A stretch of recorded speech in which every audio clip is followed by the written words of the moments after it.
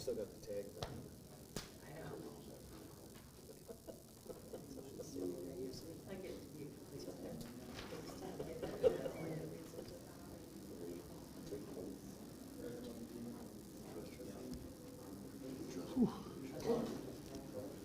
All right. Oh, yeah. Not liking the heat. So is everything else. But what's wonderful is I can say what I want to say, and you can say what you want to say. And I'm not trying to convince you anything different. Are you retired?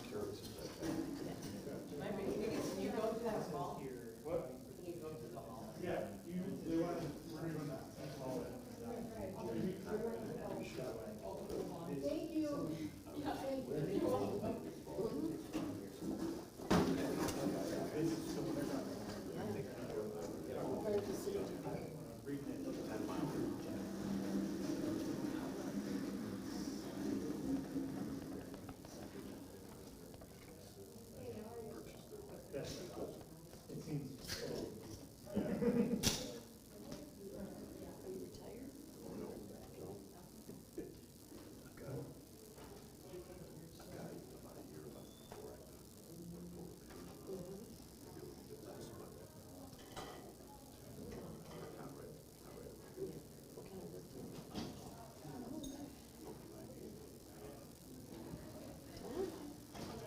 If you need a plumber, Tom Smith. No. No more work.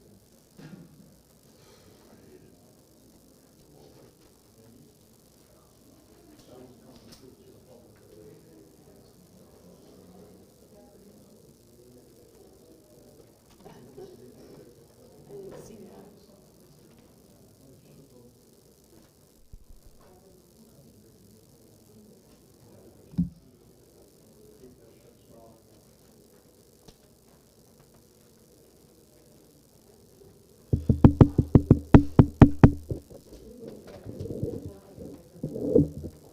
I could hear it when you tapped. No, I was seeing if it caught it in there. Can you hear me now? Gary, does it? No? I can hear amplification. Yeah, we're trying to. Did you hear the tapping? Yeah, so it's this mic that's live. It's just delayed.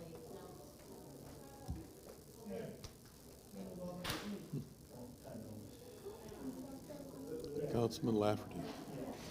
Did you notice anything different about my email to this week?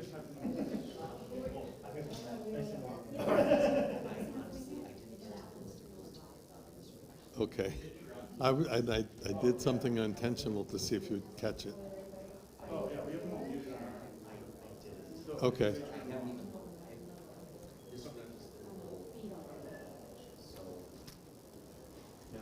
Well, I spelled list, L-I-S-Z-T. Oh, I saw that. And, That was intentional. no, I saw that come across as, that was exciting, Franz list. I saw this. I said that to Kelly, I said, oh, Mark made that type of, That was an intentional one. you know, That doesn't come up on autocorrect, so. okay, you know, Franz had a dog, and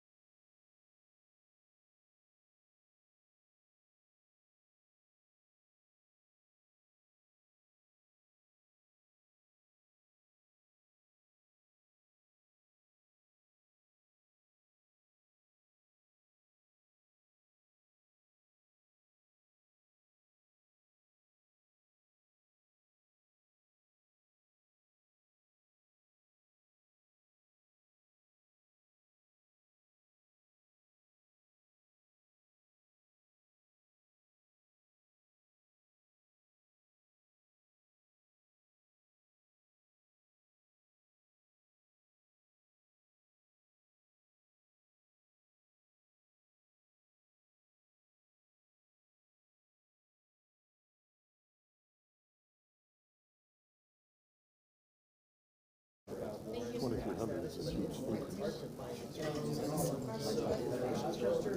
I've got one. They have, yeah, they have an active contract. The reason, yeah, it's up for review. If it's a split vote, like 3-3, then it's not fine. So, we're gonna see the results of that vote, before you get to say anything. All the comments are later. So we're probably gonna, we're supposed to close on the 31st. The thing, the license plate readers and then. My wife is looking at Someone over probably here would like to a sit week's down on one of these space. chairs. In here as well. 31st is for a lot of other questions. I'm now calling to order a regular meeting of the City Council, Tuesday, July 14th, 2026 at 7 PM. I will now call to order. Thank you. Calling this meeting to order. If everyone could stand for the Pledge of Allegiance. I pledge allegiance to the flag of the United States of America and to the republic for which it stands, one nation, under God, indivisible, with liberty and justice for all. Roll call was next for some reason. Roll call, Madam Secretary. Councilwoman Rogancy. Here. Councilwoman McGee. Here. Councilman Dwyer. Here. Councilman Boyke. Here. Councilman Noonan. Present. Councilman Lafferty. Here. Councilwoman Moore. We have a quorum. Next item. Next item is adoption of the consent agenda. So moved. Support Lafferty. Madam President? Discussion. Thank you. Discussion, Right? Mr. Noonan? Yeah, I'd like to have item I taken off the consent agenda, please, and then put on the regular agenda. Thank you. Any other discussion? Hearing and seeing none, I will call the question. Ms. Moore? Yes? Mr. Lafferty? Yes. Let's see, Ms. McGee? Yes. Mr. Noonan? Yes? Mr. Boyke? Yes. Mr. Dwyer? Yes. Rogan C. is a yes. Motion carries. Next item. Next item is 5, adoption of the agenda. So moved with discussion. Support Lafferty. Discussion, Ms. Moore? Thank you. We're adding as item 12G, settlement in the matter of Grzlewski versus City of Warren. As item 12H, Ponegay versus City of Warren. 12I, request for approval of outside counsel for Mayor Stone in the matter of Ostosh versus City of Warren. What was item 4I will now be item 13B. Thank you. Any additional discussion? Madam Chair, Mr. Boyke? I'd like to place an item on there pertaining to the police department discussion. That will be J, 12J. Any other discussion? Okay, hearing and seeing none, I will call the question. Ms. Moore? Yes. Mr. Lafferty? Yes. Ms. McGee? Yes. Mr. Boyke? Yes. Mr. Dwyer? Yes.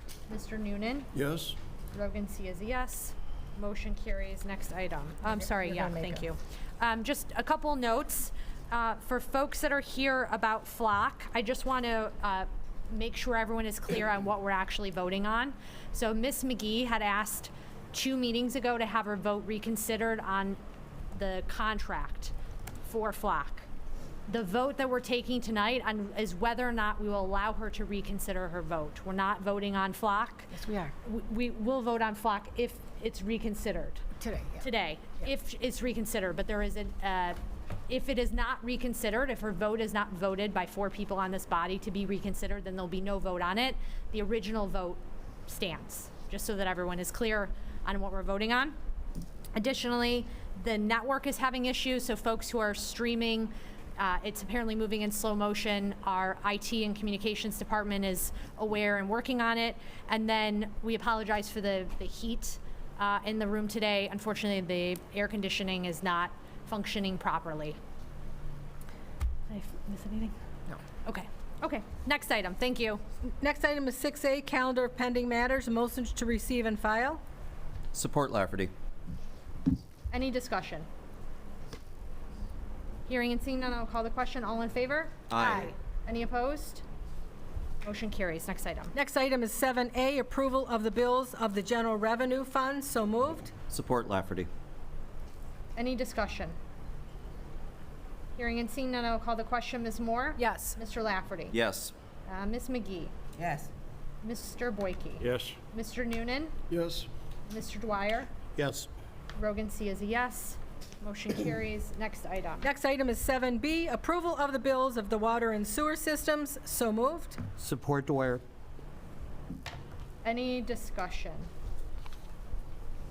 Hearing and seeing none, I'll call the question. Ms. Moore? Yes. Mr. Dwyer? Yes. Mr. Lafferty? Yes.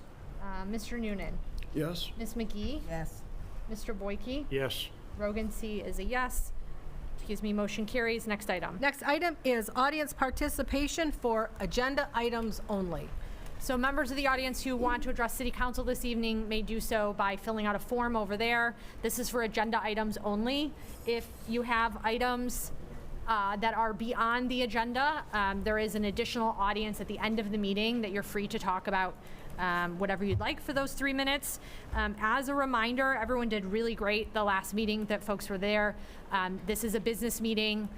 If you scream at us, curse at us, you'll be asked to leave. We ask folks to adhere to their 3 minutes. So when I tell you you're at time, please depart the podium and allow the next person to have their 3 minutes. I will count you down. I'll give you a 1-minute warning, and then if I'm able to, I usually try to give everyone a 10-second warning so they know to wrap it up. You have to list your full address on the form. If you don't have your full address listed on here, I will ask you at the podium to fill in the missing parts for your address. First up is Gary Watts.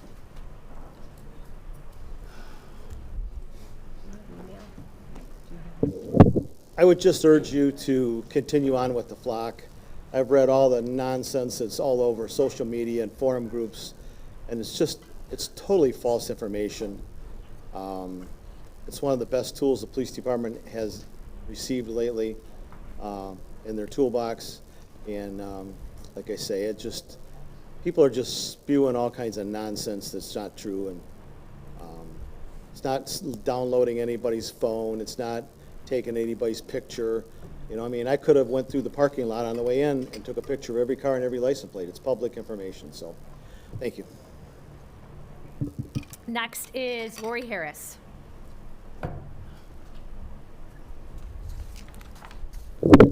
Hi, I'm sorry, Madam Secretary, I wasn't sure if you moved item 4B off the consent agenda. Okay, so I am commenting about this.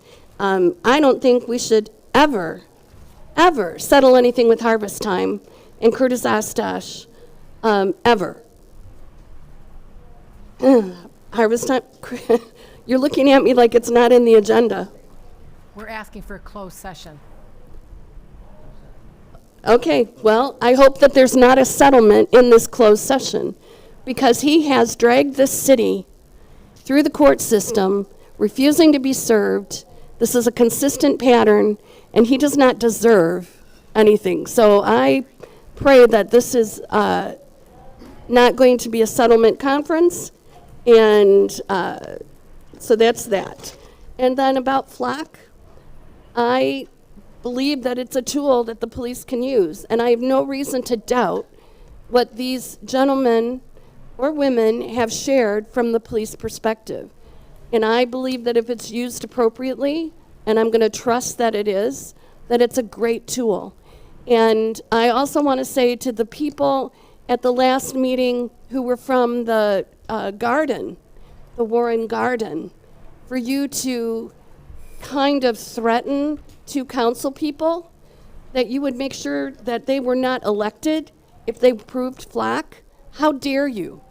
After what council did to help you and what the community has done to support you, and you have the audacity to come up here and say, if you don't agree with us, we're gonna make sure our mission is to make it miserable for you. And I think that's terrible. We don't have to agree. You don't get to threaten council members. Thank you. Thank you. Next is Bradley Gibbons. Bradley, I don't see your city on here, so if you could give it a... It's all right. I mean, it is here. Warren? I'll fill it out. I live on Manatee on Yeah. 99 and John R. Warren, Michigan? Yeah. Thank you. You have 3 minutes, sir. All right, good evening, council members and fellow residents. My name is Brad. I've lived in Michigan my entire life and in this area for about a third of it. My family has roots here going back over 170 years.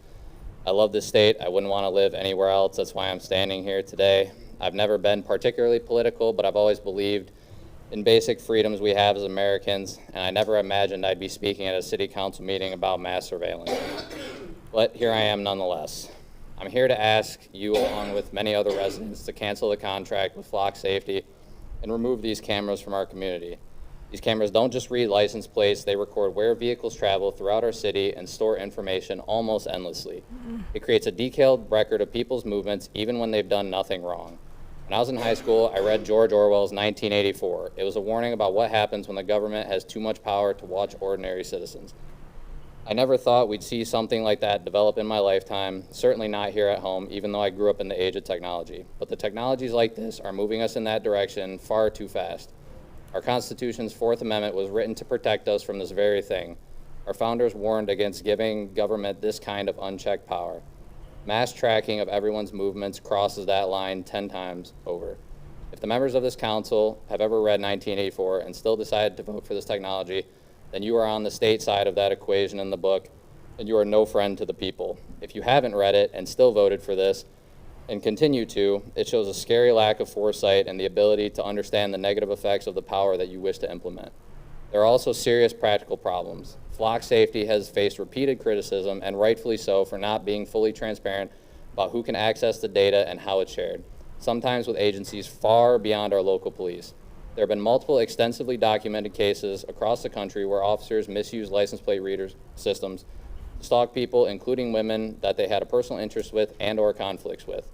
That kind of power is far too easy to abuse. On top of that, this technology costs real money, our tax dollars. We can all see the condition of our roads, our schools, 1 and minute. other infrastructure that needs attention. Just drive around and you'll open your eyes and see it. So why are we spending money on surveillance cameras when we have so many other needs right here in our community? Other cities right here in Michigan, Westland, for example, not to mention across America, have listened to residents and decided to remove or not renew these contracts because of privacy and oversight concerns. We should do the same. My request is straightforward. Cancel the contract with Flock Safety, move the cameras, and put that money towards things that actually improve the wellness of our community. If the council chooses not to, residents will remember that when it's time to vote, and you could have a reasonable expectation of being outed. Thank you. Thank you. Next, sorry, folks. Folks, this is a business meeting. There's not clapping. We ask folks to allow people to speak. Can we wait till Joe gets a seat? Yeah.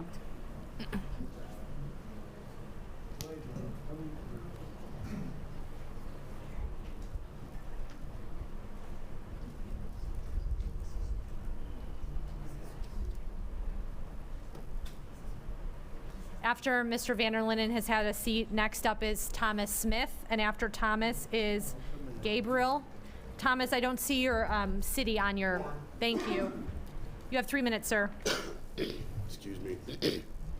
I've been a longtime resident of Warren since 2000. I'm not a political person either. This is my first meeting, which doesn't say too much for my, I don't know, concern for my city, which is disgraceful. My concern, that is not my city. I didn't prepare any remarks, only because I just figured I'd talk from my heart. I don't have any reason to believe that any of you have any nefarious things going on, that the police department are gonna steal or take our data and do anything nefarious with it. But I am against this, and I just wanted to make my voice heard, and I vote. I'm a union member, and I do have some influence there, not that that's a threat of any sort, but I will remark to my membership to be more active. And I appreciate all you up there. Thank you very much. Thank you. Next is Gabriel. Cobalt. Thank you. I also don't see a city. Sterling Heights. Thank you. You have 3 minutes, sir. Ladies and gentlemen of the council, I'm here tonight to also speak to you about flock cameras and why all communities, not just Warren, should reconsider their use.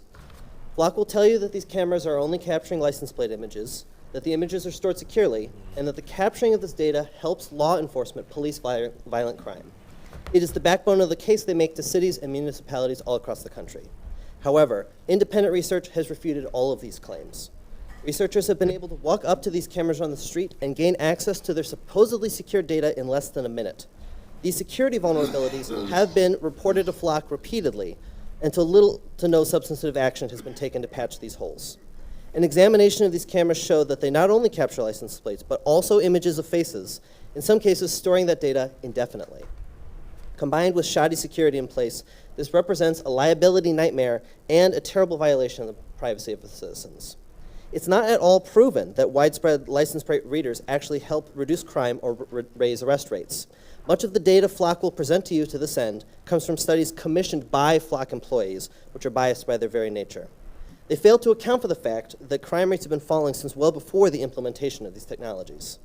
It is very easy to point to singular incidents in which Flock camera usage was used to catch a perpetrator, and while that is emotionally compelling, it doesn't mean other methods couldn't have been used, methods that don't violate privacy on a massive level. Much of my own information comes from a paper named Examining the Security Posture of an Anti-Crime Ecosystem by John Gaines. Security experts like Ben Jordan have published exposés about Flock specifically, which do an excellent job of summing up the issues with these technologies. But I do not expect this council to believe any of that information coming from me or these other experts.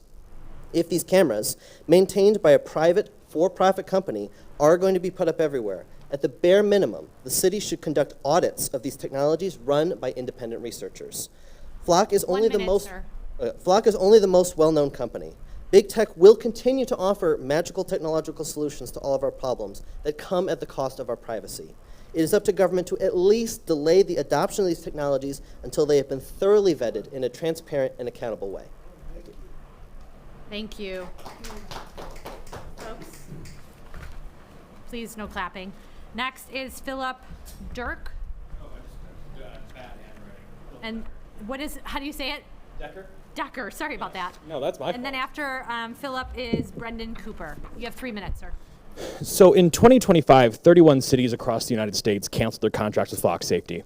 Now, a little over halfway through 2026, 42 cities have already canceled their contracts with Flock Safety. In the past 2 weeks alone, 9 cities ended their relationships with this company. Kaukauna, Wisconsin, Green River, Wyoming, Bandera, Texas, Los Angeles, California, Westland, Michigan, just last Friday, Killingworth, Connecticut, Floyd County, Virginia, and Madison, Wisconsin.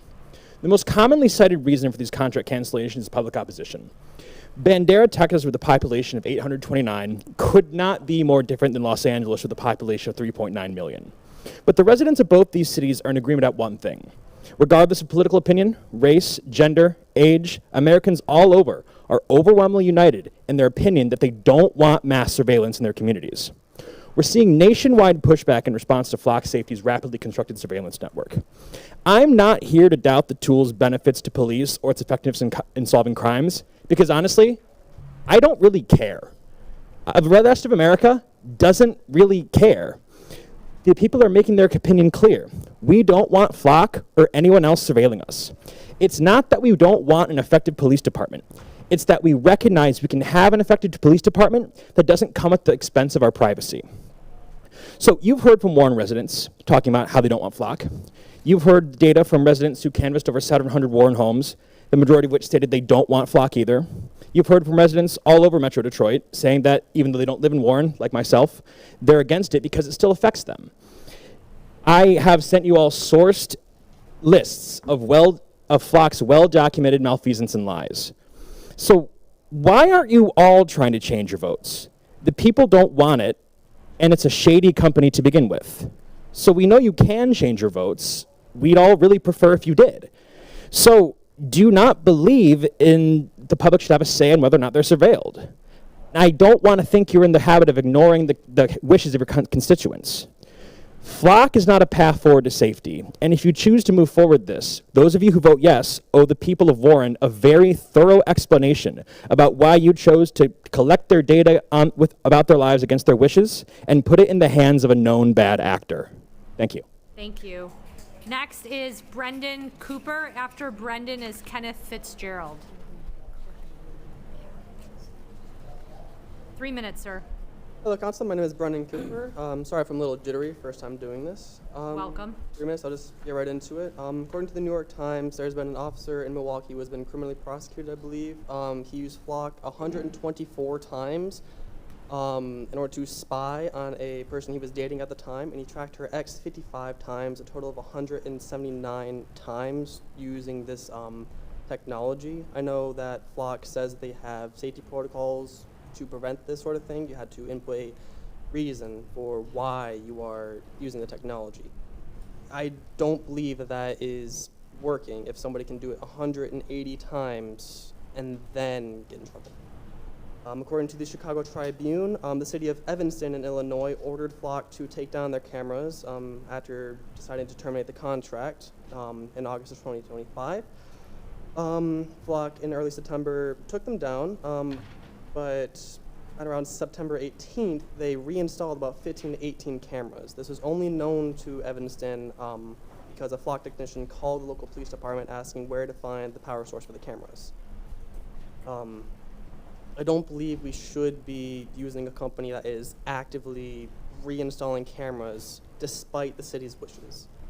And just to read a part of the terms and conditions that I saw, section 4.1 of the Flock terms and conditions states, as between Flock and customer, all right, title, and interest in and to customer data belong to and are retained by customer. Customer hereby grants to Flock a limited, non-exclusive, royalty-free, irrevocable, perpetual worldwide license to A, use and dispose customer data to provide the Flock services, and B, use customer data to support and improve Flock's products and services. It goes on to say, for clarity, Flock retains the exclusive right to determine and control the method, timing, format, and medium of such access or delivery, and is not obligated to provide the customer data in any alternative form, 1 minute, sir. format, or transmission method outside of the web interface. So why would we want Flock to control all this information and give you the worst, essentially? It also, as far as I read a report that it said that Flock removed the clause saying it will not sell its customers' data. So I don't believe we should be giving all this surveillance data to a company, a for-profit company that is willing to sell our data. The contract for the 2-year contract is $132,000. I believe that that money can go to any number of things.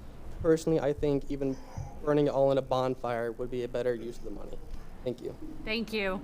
Next is Kenneth Fitzgerald. After Kenneth is Dan Masso something. Thank you. My city's Warren. Yes, your city. Warren. Thank you. You have 3 minutes, sir. Hello, I'm Kenny. I've lived in Warren for about 8 years, and I'm here to share my thoughts on about the renewal of the Flock contract. First, I'd like to expand on some claims from a previous meeting. Last month, this council was told that our Flock data was not shared with ICE. While we may not be directly sharing with ICE, our data is apparently being shared with over 2,000 agencies, according to our own police department. This is an alarmingly high number. There are reports of other police departments performing searches at the behest of ICE. In some cases, police departments have even shared login credentials with outside parties. So if even one agency anywhere in the nation is being irresponsible or collaborating with bad actors, then everyone in this network is at risk. The council was also told that a valid legal reason is required whenever an outside agency accesses our data. However, this does not appear to be reality. Just last month, an officer in Illinois was arrested after he allegedly used Flock to stalk multiple ex-girlfriends. The valid legal reasons he provided were training and test. This went on for thousands of searches over the course of 5 months. This is far from the only example of this happening. But what about Flock itself? Flock had told multiple communities that no federal agents had access to the network, despite the fact that they had contracts with both the Customs and Border Patrol and the Department of Homeland Security. By giving access to federal agents, the Secretary of State of Illinois found that Flock violated state law. After this came to light, the city of Evanston terminated their contract with Flock in order that cameras be removed. Flock only removed 15 of the 19 cameras, then came back days later to reinstall those cameras without the city's permission. The city had to go to each camera and cover them with bags because they found that data was still being recorded after the shutdown was ordered. Shady business practices aside, the technology itself has had serious security incidents. Last year, an investigator was able to find a vulnerability that granted him unrestricted access to live feeds of Flock cameras across the nation. The feeds were unencrypted and did not require a password to access. From feeds of women jogging alone in the park to 1 children minute, sir. playing on the playground. He referred to this as the Netflix for stalkers. Flock cameras are even unreliable at the thing they're supposed to do well. There have been numerous cases where Flock cameras misidentified a car, leading police officers to stop innocent civilians. In one case, a canine officer released a dog which attacked an innocent man. This man hit his head on the pavement and he had to be hospitalized. The city had to pay him $35,000 after the lawsuit was settled. This is not the only time a city became liable for Flock's mistake. We should not be giving this company our tax dollars, and we definitely should not be trusting them with our privacy and security. Thank you. Thank you. Next is Dan. After Dan is Zachary Carrick. 3 minutes. All right, good evening, Council. My name is Dan Masolia. I was here last week as well. I'm a resident of Ferndale, where our council canceled a contract with Flock for automatic license plate readers last year. I'm often in Warren, particularly when driving to and from my mother's house in Shelby Township. I take Mound all the way from 696 to 18.5 mile, so a significant part of my drive is in Warren, so these Flock cameras affect me just as much as any resident. I want to thank Councilwoman McGee again for bringing this to reconsideration. Thank you for listening to your constituents. When a lot of you first voted to approve of the Flock contract, I'm sure many of you didn't know what you were getting into at the time. That's fine. But you know that Flock places cameras in communities without their permission. You know Flock changes their policies without notice for their own benefit. You know that Flock shares their customers' data in ways that violate the contracts they signed without notice, as they did in my city and as they did in Evanston, Illinois as well, where they violated state law. You know that Flock data is being used to train AI, but that's another can of worms I don't want to open right now. Flock technology has also been used and is still being used to target individuals not guilty of any crime, stalk people, spy on children, and watch people across state lines. You no longer have the excuse of I didn't know. If you vote yes on this contract, you know well what you are allowing to happen to the residents you were elected to represent, many of whom are here today to tell you what they think. And not just them, visitors like me who just want to go see their mom without potentially being stalked. Regardless of how tonight's vote turns out, I encourage the council to perform an audit of the city's Flock data to verify whether or not your data has been used as you agreed. You don't know until you find the proof of it yourself. A friend of mine sent me an article yesterday saying that a homeless shelter in Warren was recently closed after funding fell through. I can think of a better way that the money for this contract can be used. Use it to help your community. When Ferndale got rid of Flock, I felt proud to be a resident. I brag about my city all the time. I love being a Ferndale resident. You have many residents of your own fair city here today begging you to do the same thing that my city council did. I hope with all my heart that these residents get to feel the same pride in their city as I do in mine. Thank you.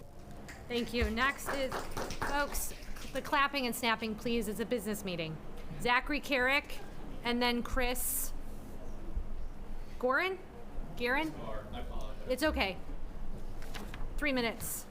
Evening, Council. I want to start off on a point of, I think, agreement between all of us. Automatic license plate readers are useful for law enforcement, I think. That's been made pretty clear by their statements, stolen cars, kidnappings, whatever. So, of course, they sing their praises. And I get that, but they're also a dangerous, overly broad tool that enables mass data collection. It'd be like, we give police handguns, not machine guns, because machine guns would cause a lot of collateral damage despite potentially being useful. We don't do that. Another point I hope we agree on is that they do not prevent crime. They help after the crime has been committed, kind of like how we don't use a lawnmower to pick weeds from a garden. It would hurt everything and it would not actually treat the issue. You have to be more thorough. You have to pull the weeds out by their roots, and likewise we need to treat the root causes of crime to actually reduce it, which is something that's not accomplished by these cameras. My next point that I hope to convince you on is that Flock is not a trustworthy company. Frankly, I hope the information presented has kind of gotten that point across already. They lied to city councils, leading to cancellations. A recent example is Oshkosh, Wisconsin, where the city council voted to approve it under the supposition, or the statement really, from Flock that they do not make heat maps of citizens' movements.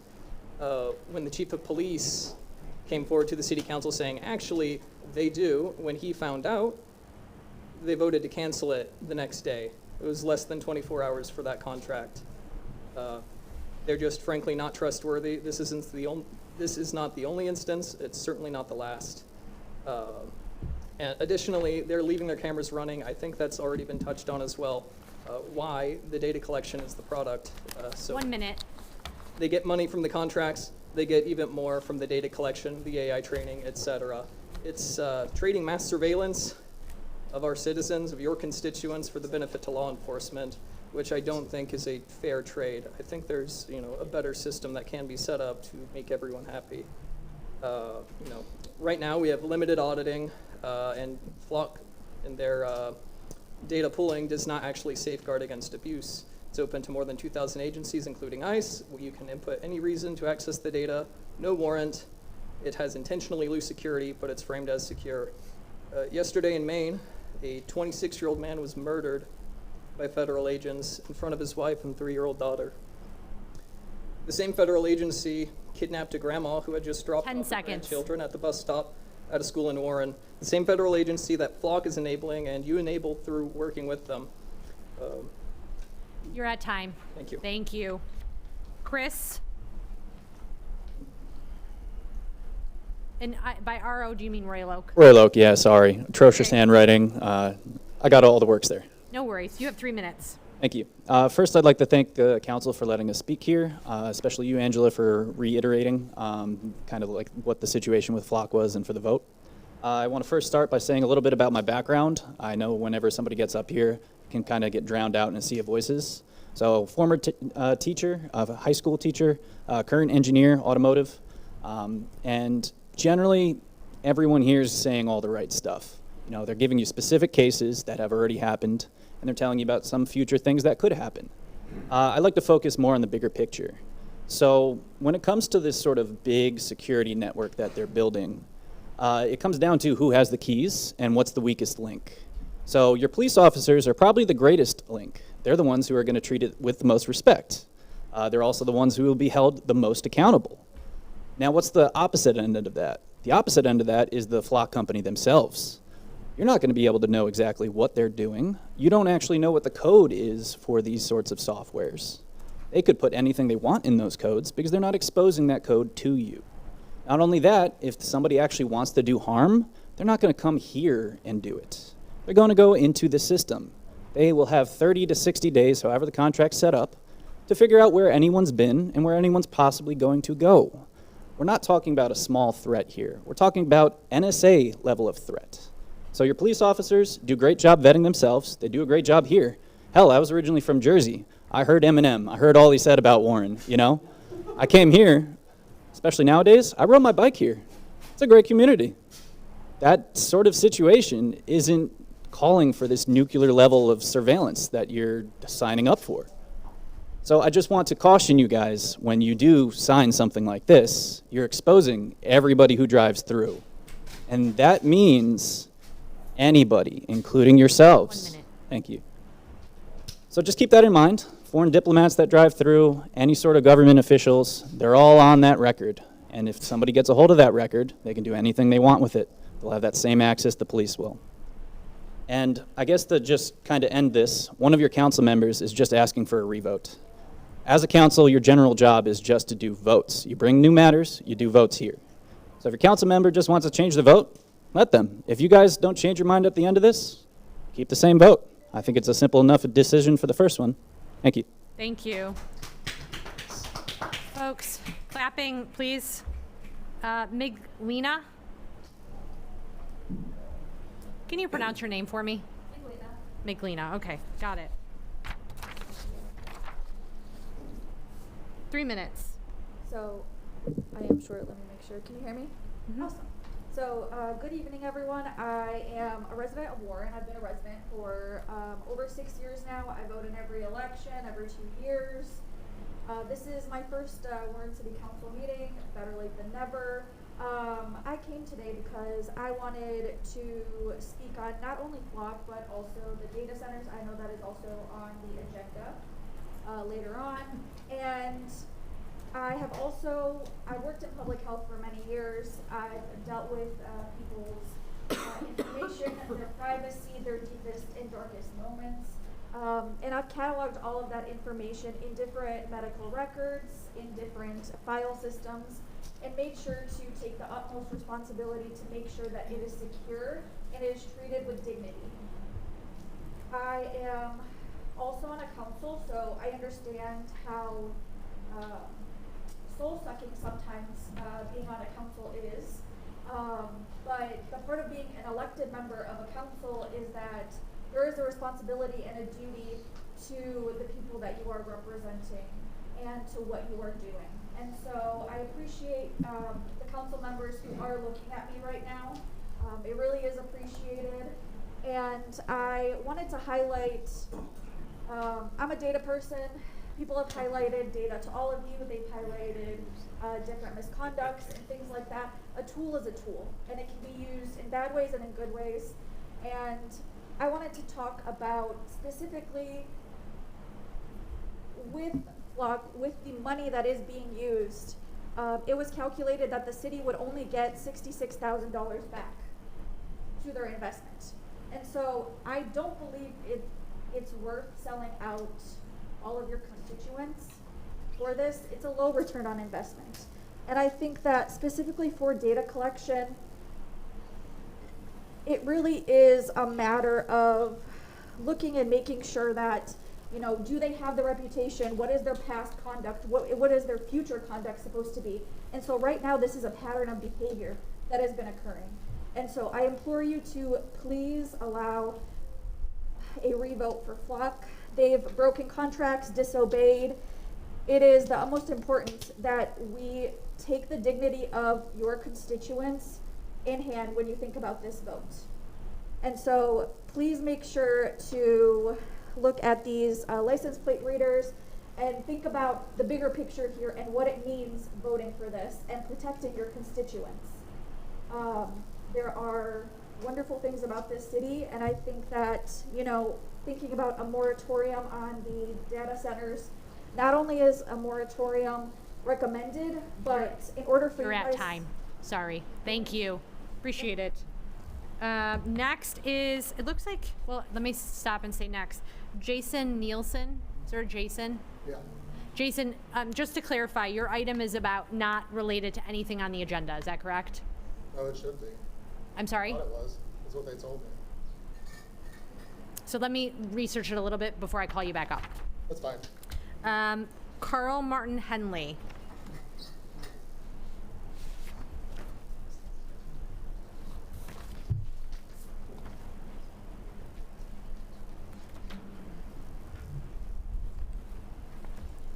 Because of some misinformation on social media, especially among the feeble-minded, I'm compelled to put a few items on the calendar. One, I was born April 29, 1954. I'm 72, but I'm not a reactionary. I'm not a redneck, not a fossil. I don't wear a red hat. I have never spoken as a wannabe anything, much less a lawyer. I have a master's degree in law-related education, 1981, from Wayne State University. Go Warriors in law-related education. This required me taking innumerable classes as an undergraduate, earning a triple major in 19th century American history, political science, and English. I was taking 900 level classes as a freshman. I was on the National Honor Society honor roll every year in high school, and I never missed the dean's list at Wayne State University. I'm certainly not going to apologize for my education. That said, I'm not coming here today as that 17-year-old that represented Warren. I was the only name mentioned at American Legion Boys State at 17. I'm not speaking tonight as the guy that ran a midnight program at 22 years of age. I'm not speaking tonight as a guy that taught a 5-year-old, an 84-year-old, and my own mother at Hazel Park Adult Education. I got to give my mother her high school diploma, a very proud moment. I don't come here as the former senior class president at Warren Fitzgerald High School. I took my class to the British colonial Nassau, Bahamas, instead of some dude ranch. And I don't come here as an 18-year-old that ran for the school board. I don't come here today as a former center instructor at Steinhauser Park for 12 years, 10-time Olympic champions. I don't come here tonight as former tournament director at City of Warren, 1982. I don't come here today as a former head track coach at Warren St. Anne's or Jesuit Academy, go Cubs. And I don't come here tonight as a caregiver for my paternal grandmother, my mother, my wife, my sister, and that's for 24 years with a closed head injury. And I don't come here as a guy that worked for Measurement Incorporated, a think tank. I do come here tonight as a friend, as a neighbor, as a friend of this city, as a constituent, as a community advocate, and as a resident off and on since 1955. I care deeply about my city. I care about the Constitution. I care about law. When law ends, tyranny begins. With that in mind, I'm asking for the motion to reconsider, oppose flock safety tonight. They sell my personal information to 2,000 agencies, including Homeland Security, Border Patrol, and ICE. I am urging the Warren City Council tonight to have a vote to reconsider and re-vote on flock safety. Your residents and your constituents have had a resounding speeches over and over. No. Vote tonight, vote correctly, vote no on renewing flock safety. I'm Carl Martin Henley. I ain't a wannabe nothing. You're at time. Thank you. Jason Nielsen.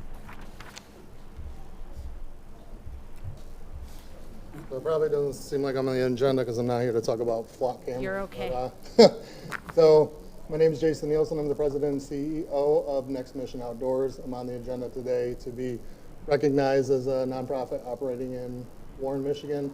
Real quick, we take veterans, first responders, and Gold Star family members on outdoor-related trips to help with camaraderie and a thank you and work on veteran suicide.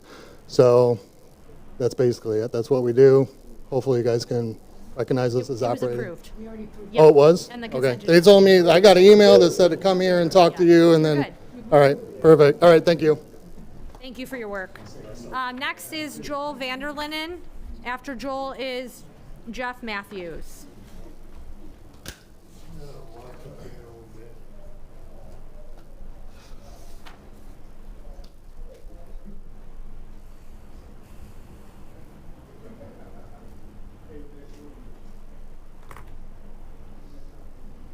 Let me know when you're ready, Mr. Vanderlinden.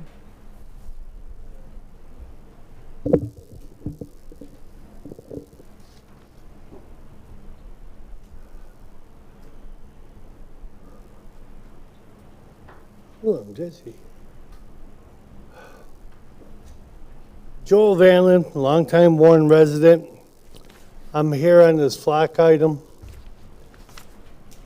I want to first commend Councilwoman McGee for having the guts to stand up, questions, asking the question why, wanting more information, wanting more research and more information so she can make an educated decision. Now, I'm sure Ms. McGee and I will not agree on anything, especially on this item. At least I know Ms. McGee has gone the extra mile as a councilwoman to educate herself and her people in her district. I also want to go on that Ms. McGee had the opportunity to talk to 2 police officers on the council, get all the research, and can see how this will save lives. By getting these people off the streets before they can commit more crimes, before they can hurt another Warren citizen or any other citizen, we will be on them, arresting them, and taking them off the streets. Thank you very much, Ms. McGee. Thank you, Council, for your time. Thank you, Mr. Vanderlinden. Next is Jeff Matthews. After Jeff is Maddie Smith.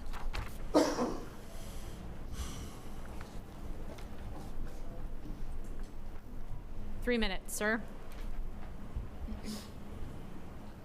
Tonight, I'm here to address a threat our community faces, though I'd much rather be here supporting the work of all you fine people on council.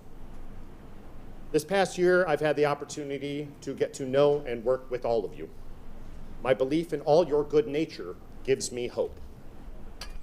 License plate cameras can be a good thing, but through our current provider, Flock Safety, they are actively presenting a danger to both the taxpayer and the very officers who use them. Let me explain. Flock is hemorrhaging contracts nationwide as audits and research finds a troubling pattern. Los Angeles announced the end of their contract this past weekend. Their own police citing serious concerns around privacy and civil liberties. Westland's police chief decided not to renew over the weekend as well, as the technology had deeply divided their council. Is the damage being done to trust here worth it? Officers need good, safe tools, but if the trend holds, soon those tools will take their jobs. Big tech wants a robot writing the ticket, flying above, then soon enough pulling the trigger. Flock is not your friend. It's the guy at work you're training that they hired for less. To help you all, we've knocked 1,000 doors in Warren, and a stunning majority of the people we spoke to, represented by Mr. Lafferty, Miss Moore, Mr. Boyke, and all of them for you, Mr. Dwyer. They want Warren to go a different direction, but they think that their voice won't make a difference, that nobody will listen. I told them the council people I've come to know might just surprise them. Please look out into the audience tonight at the faces of your constituents, please, and see the hope in their faces. 100 years ago, there was a race to make the biggest, fastest, unsinkable ship. A battle to see who could be first and at any cost. The money men didn't care what was in the water, hiding in the moonless night. They said, full steam ahead, we know best. And in that game of odds, the iceberg always wins. Look to that lesson and slow down. Listen to these warnings or tie yourself to this ship and commit to going down with it. That's what those in command do. Thank you. Thank you. Next is Maddie Smith. Maddie, you don't have your address listed on this form, so you have to give it at the podium. I'm in trouble. You have to give your full address for the record. Most of the other people didn't. Because you wrote it down. You can write it on the form, but we have to have your full address. You can have a seat. I'll call up somebody else while you do that. Aaron Mueller. Mueller? That's good. Yes.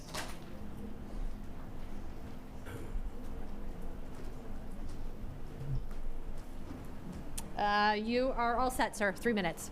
Thank you. So this is the first official city council meeting. I was here last Monday. My name is Aaron. I live down the street from Councilman Lafferty. Real quick, can I ask a clarifying question regarding the voting process? I know you kind of explained it a little bit, but so if the council votes yes that Ms. McGee can recast her vote, is it just her recasting the vote, or does like everyone do it? So the only people that can comment, and this is your 3 minutes, just so you know, Yeah, the only people who can comment is me. The rest of the folks aren't supposed to speak during the time. It will be a full vote. Everybody just votes again, no conversation. Yeah. Okay, just vote. got it, cool. So then, I guess another question I wanted to ask, which I guess is like rhetorical, so you don't have to answer, is like last week I asked, do any of you guys know how this stuff works? And I implored you to do a lot of research. Did any of you do that? I really hope you did, because everyone here is talking about all this stuff that I was hoping you would research. And so, do any of you know the difference between ALPR, LLMs, OCR, machine learning, image classification models, or Gen AI?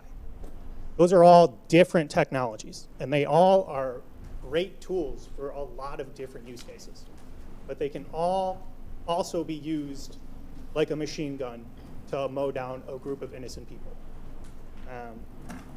Do any of you have, lower back problems, knee pain? Do you go to the doctor, and do you want your health insurance to just magically go up because Flock sold your data that you went to see a specialist last week? Do any of you have loved ones that have to go to Planned Parenthood and then get harassed because their data got sold that they drove their car that day?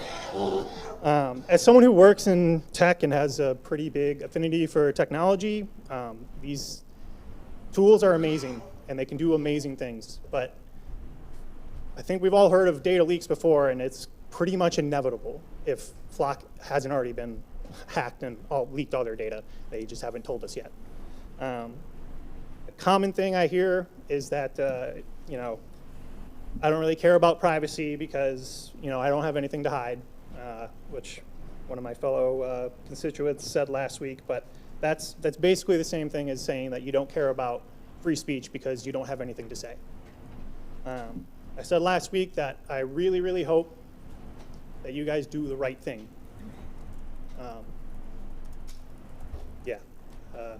And then also, Secretary Moore, no less than 3 times this meeting, you've just shook your head no when someone has said something very important and true, and just essentially declined immediately what the other person had to You're say. at time. Thank you. Yeah. Thanks. Next is Joseph Michael Hunt. After Joseph is Gerald Kalinek. Try. Good evening, members of the Warren City Council. Joseph Michael Hunt from over at 12 and Van Dyke, longtime resident of the city of Warren. I would like to address the issue of the motion to reconsider by Melanie McGee. I appreciate that her looking into the actual nuances of the contract that the city of Warren has with the questionable Flock company. I would like to go on record as a longtime information technology person. I know exactly how the digital world operates. Been working on the internet since the early 90s, and I do not consent. I do not consent to the continued use of the Flock cameras here in the city of Warren. I would like to say thank you for all of the people that don't live in the city of Warren for showing up. I would not have known about this actual meeting if it wasn't for Instagram. And a lot of people from Instagram have a lot of comments on the data centers and on the Flock cameras. But the issue does come down to that our privacy is being compromised by a company that people have questioned all around the United States, and on whether or not that this data accumulation is in violation of the rights of the people of the state of Michigan and the citizens of the United States that might pass through the city of Warren. The reason that I mention this is so important is that this is the Constitution of the state of Michigan, and this is the Constitution of the United States. I picked them up from the Democrat Party in February when I joined this year. The state of Michigan, Article 1, political power, indicates Section 1, all political power is inherent in the people.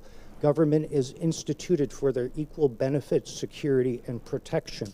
Okay, I know that you, as elected members of the city of Warren, took an oath to the Constitution of the state of Michigan and the Constitution of the United States. With 1 minute left, I want to point out that there were 2 people that were killed in 2024 on Shaner Road. Their names are Cedric Hayden Jr. and Dewan Pettis, okay?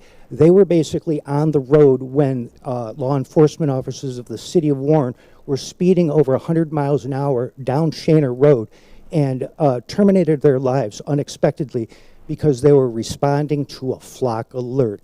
I believe that all of a sudden that incident in the city of Warren itself, with the ongoing lawsuits against the city of Warren, should be incentive enough for you to overturn this vote on the Flock contract. And like I say, I only have a limited amount of time, but I wanted to mention their names. You ought to know. Thank you. Next is Gerald. I didn't put my You can write it on it, and I'll call up Maddie Smith next. Thank you.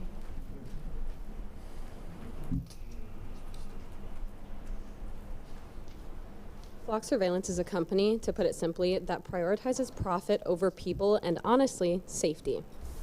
I have also... Yeah, we're having a hard time hearing. If you could just, that microphone actually just projects for live stream, so Okay. you have to be a little bit louder so we can. Okay, got it. I see. Thank you. Is my time starting over? Yep, go ahead. Flock Surveillance is a company, to put it simply, that prioritizes profit over people and, honestly, safety. I have also sent multiple emails to all of you with information. You know Flock is unsafe. You know this footage is essentially Googleable via dork search.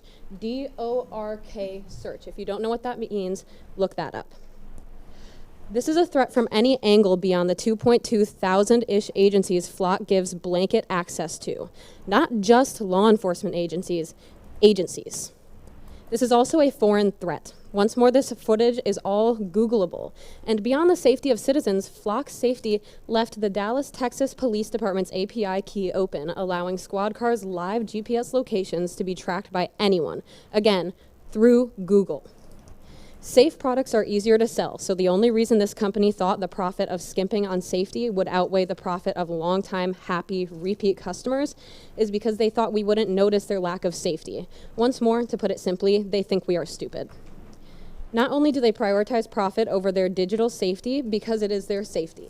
The footage is theirs in their new terms of service forever, even after we are all dead and gone. They also prioritize profit over physical safety. These cameras are not installed on slip plates. They are embedded in concrete, and they are within 6 feet of the road, meaning if you've had a long day and you get a little sleepy, you veer off the road, one of these cameras could cut you, your partner, or your child in half along with your vehicle.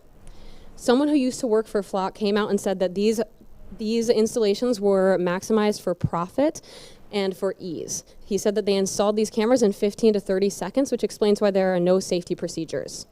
I would also like to add, for any law enforcement officers who find Flock so helpful with their job, that is because their purpose is to take your job. They think cameras can replace and be an upgrade from community members who decide they want to protect their community.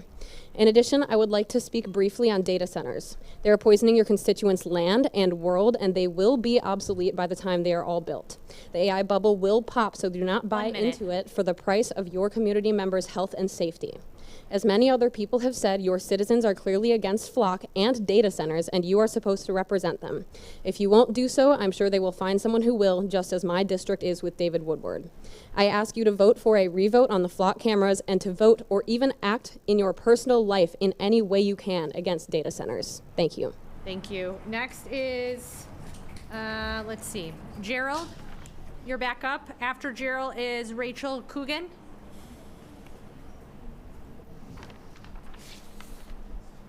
You have 3 minutes, sir. Thank you, council member, for allowing me to speak here tonight. Yeah. I live in Sterling Heights, 3 blocks away from the border with Warren, and I've lived there since 1989. I have a wife and 2 children. There's 3 drivers in our family. I just want to say, I don't want to make this, I kind of want to make this short as I can, because a lot of people said what I was going to say here. But I do want to emphasize that we know that these cameras and these devices are indiscriminate. They capture data en masse. It doesn't matter what the person's background is, what their legal background is, whether they've been committed whether they committed a crime. There's good law-abiding citizens that's data is being captured for, and I will be one of them. I can say that I'll be one of them, and I'm sure many of you will be as well as people in this audience. And then that data is stored afterwards. Although there's some differences here that people have on what private data is, and we could split hairs with that, but this data shows habits and where people are, when they are there. I don't like the idea of my son knowing somebody somewhere in this IT network has data on my son and where he's driving to work every day, and I know he doesn't either. As well as myself and my wife.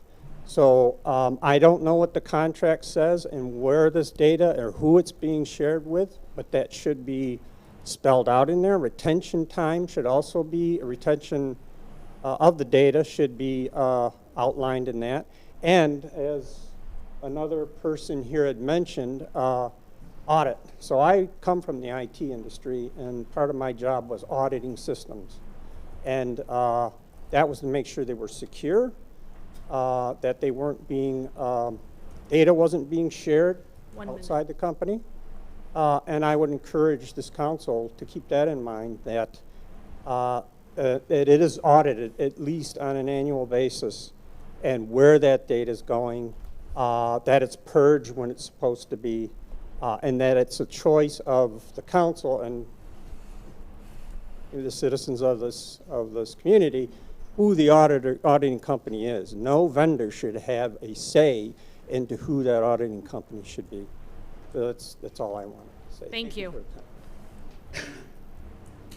Next is Rachel Coogan, and then after Rachel is Keith Peters.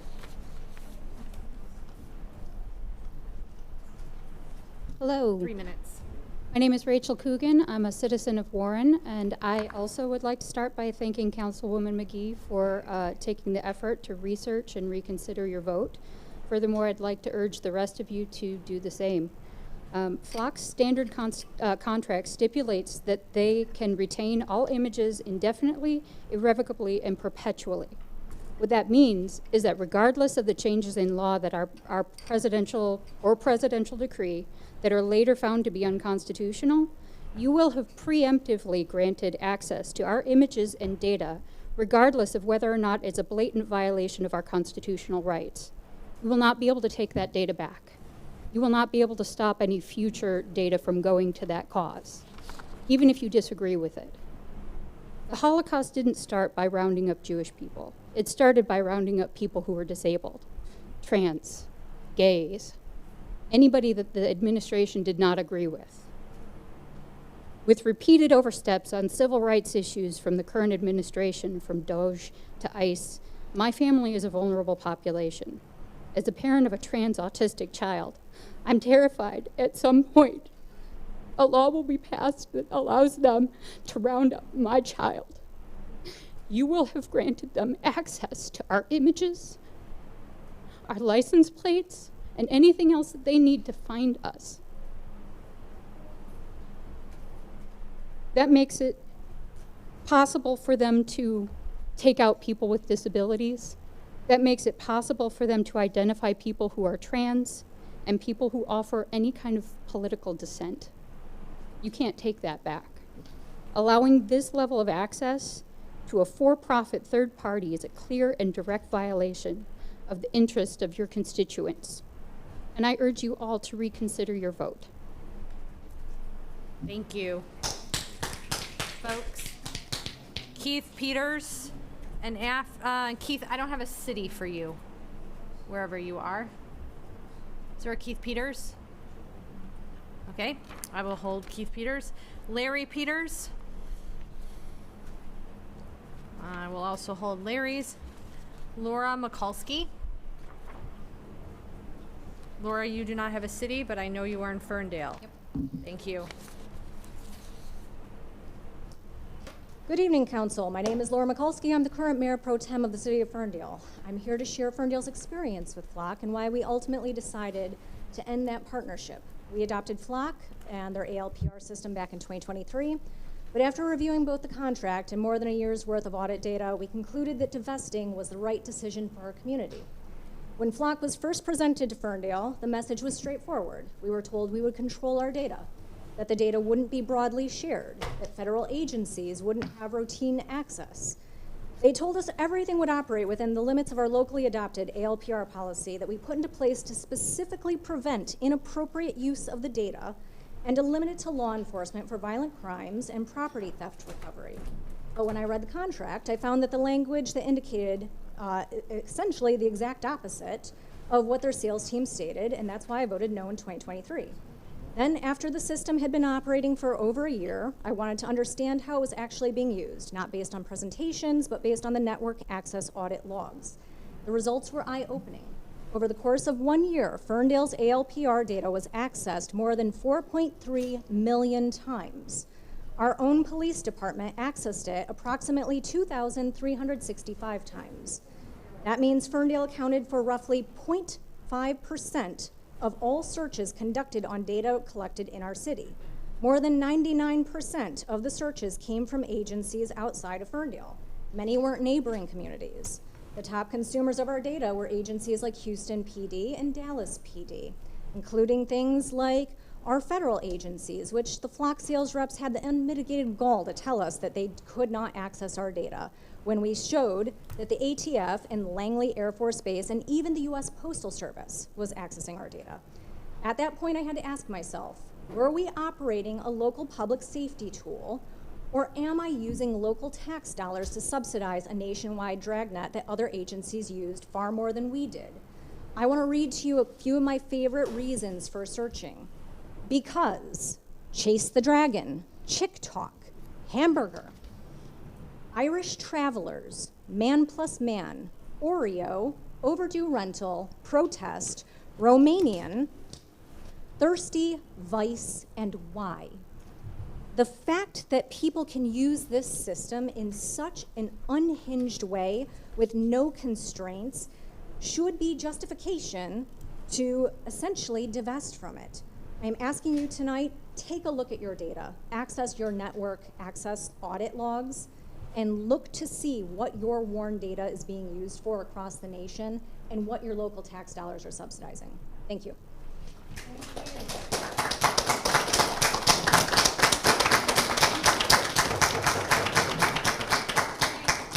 Again, please, there is a business meeting. I understand you want to be supportive of what people are saying, but everyone here is beyond people speaking tonight or here for business. And you have to keep some order in our chamber, okay?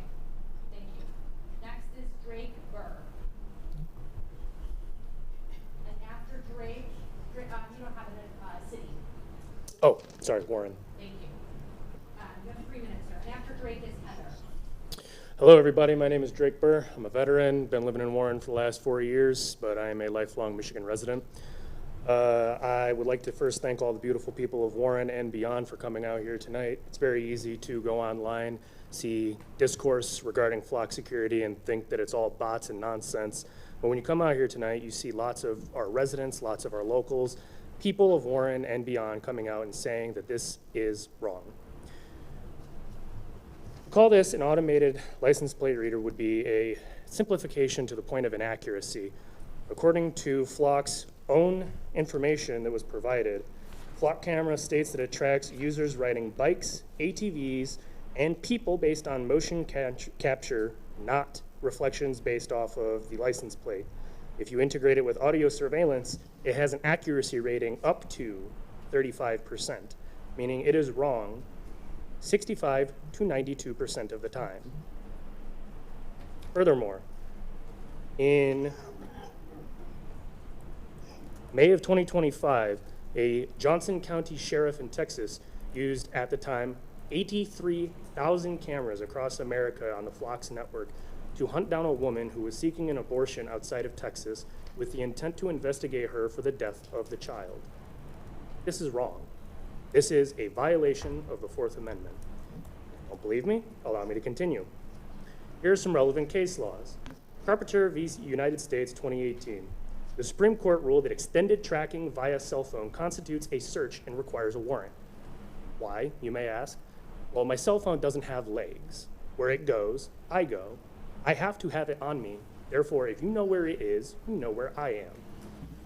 My car, despite the wheels that it has, it's not a self-driving vehicle. It can't just go out on its own. If it's moving, I or someone I know is in it. Meaning, if you're following my car, you're following me. And according to dflock.org, a website that organizes all the locations of Flock cameras, I can't leave my neighborhood without being pinged. Beautiful Struggle v. Baltimore PD 2024. Warrantless drone surveillance is deemed unconstitutional. Commonwealth v. McCarthy 2023. Massachusetts Supreme Court stated that APLR systems with sufficient coverage may violate privacy expectations. Norfolk Federal Court ruling 2025. Lawsuit proceeded against against Flock due to violations of reasonable expectations of privacy against indiscriminate tracking. On 11 July 2026, LAPD elects not to renew Flock contracts, citing serious privacy and civil liberty concerns. And on 11 February 26, Denver PD auditor elected not to renew the Flock contract. We've had multiple IT people and auditors come out today to tell you how insecure these systems We're are. at time. Thank you. Thank you. Next is Heather Costu. Did I say that correctly? Yes. Okay, great. Thank you. Hi. Second council meeting. Yay. Thank you again for reconsidering your vote and for everyone hearing everything we had to say. Obviously, people are really concerned about Flock camera systems. Obviously, they're not just license plate reader cameras. They utilize AI technology, they catalog data, they predictive data. Everyone cited more things than I could probably say. It's almost redundant for us to just keep saying it, but this technology, I think, is dangerous with ways that it can be used, especially when it comes to a third-party for-profit company that we have no oversight over. We have oversight over our wonderful police force. We have oversight technically over you guys, you know, when it comes to voting and stuff, but we don't have oversight when it comes to Flock camera systems.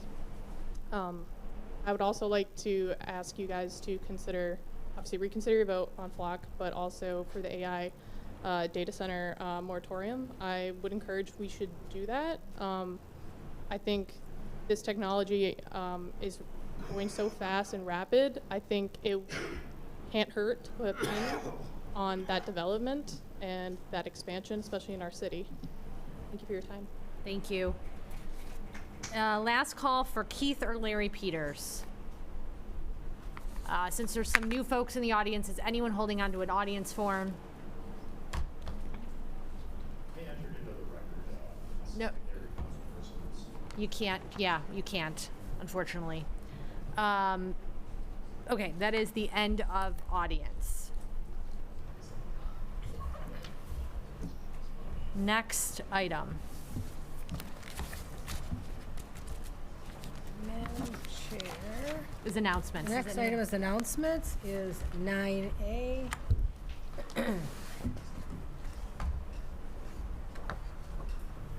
It's a resolution commemorating the 37th anniversary of the Americans with Disabilities Act. 36. Pardon me? 36.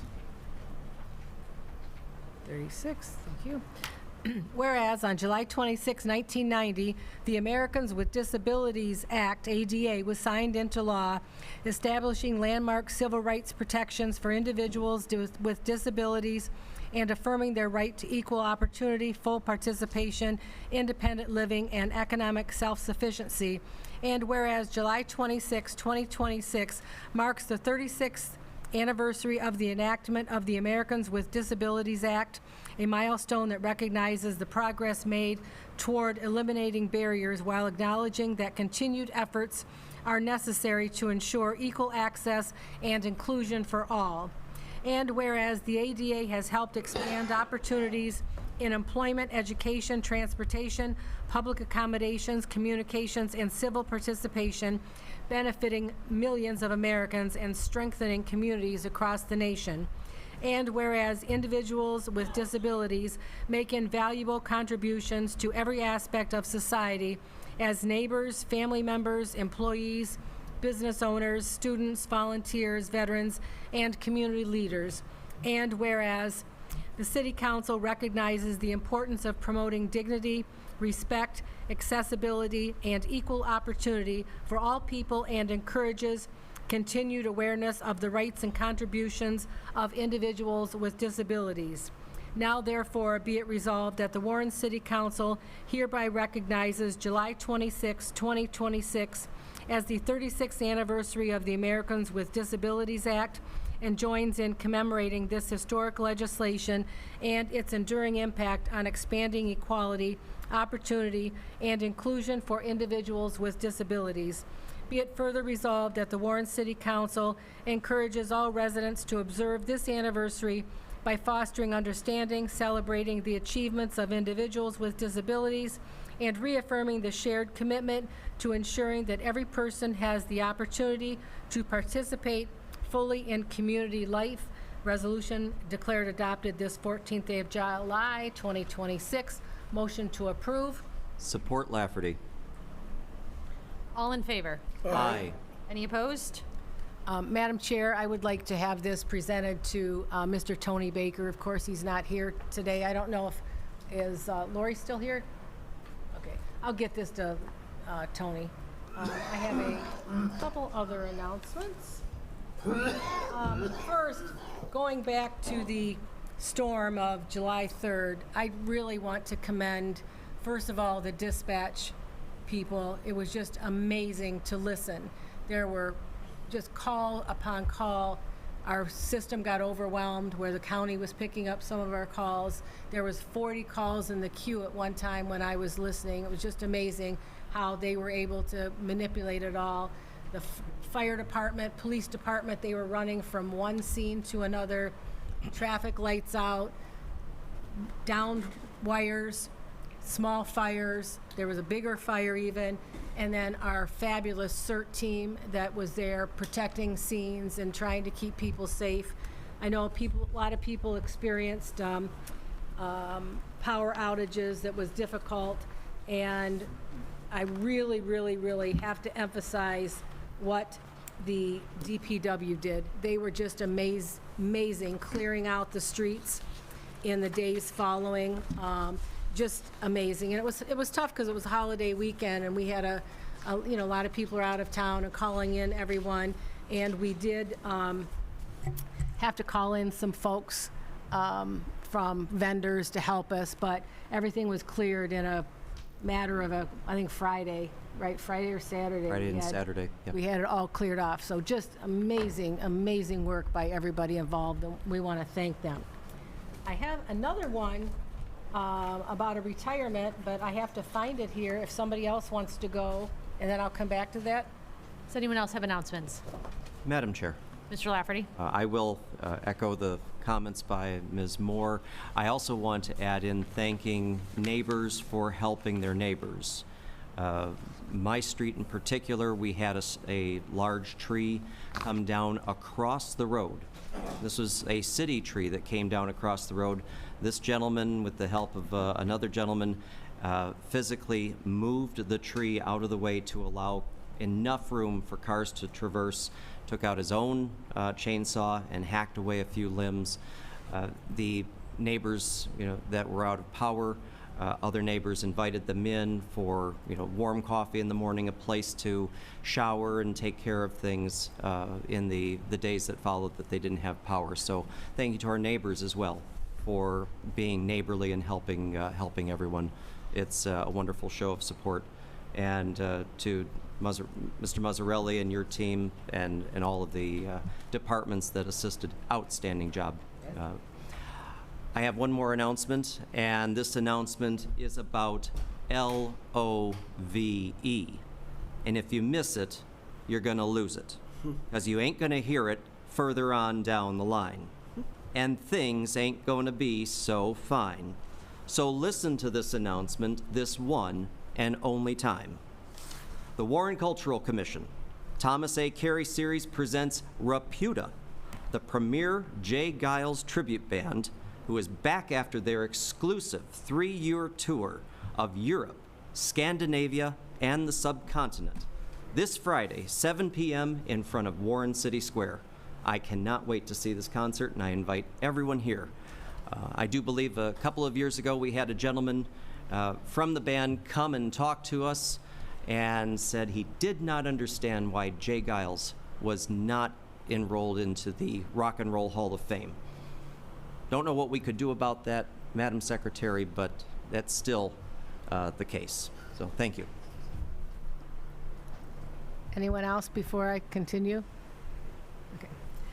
This is bittersweet for me. I'm really, really happy for him, but I'm going to miss him. He's become a good friend. And on behalf of the Warren City Council and the residents of the City of Warren, we would like to recognize and honor the retirement of Battalion Chief Scott Salyers, following more than 27 years of dedicated service to our community with the Warren Fire Department.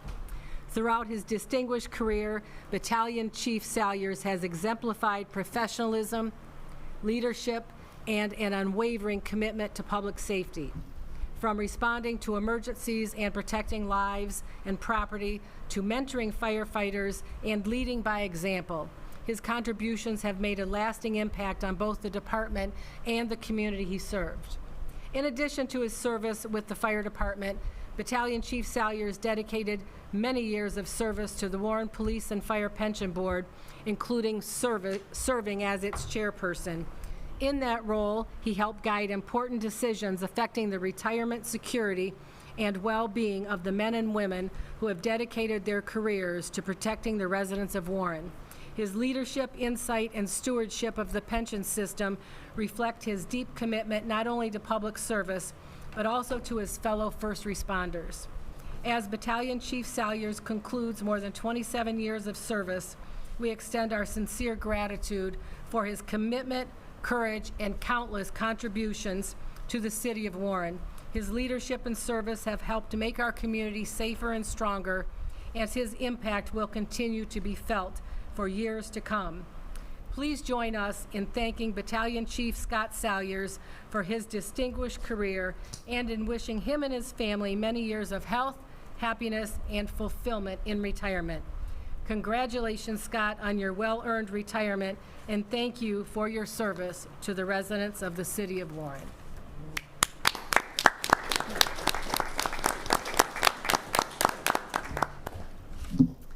That's it for me. Any other announcements?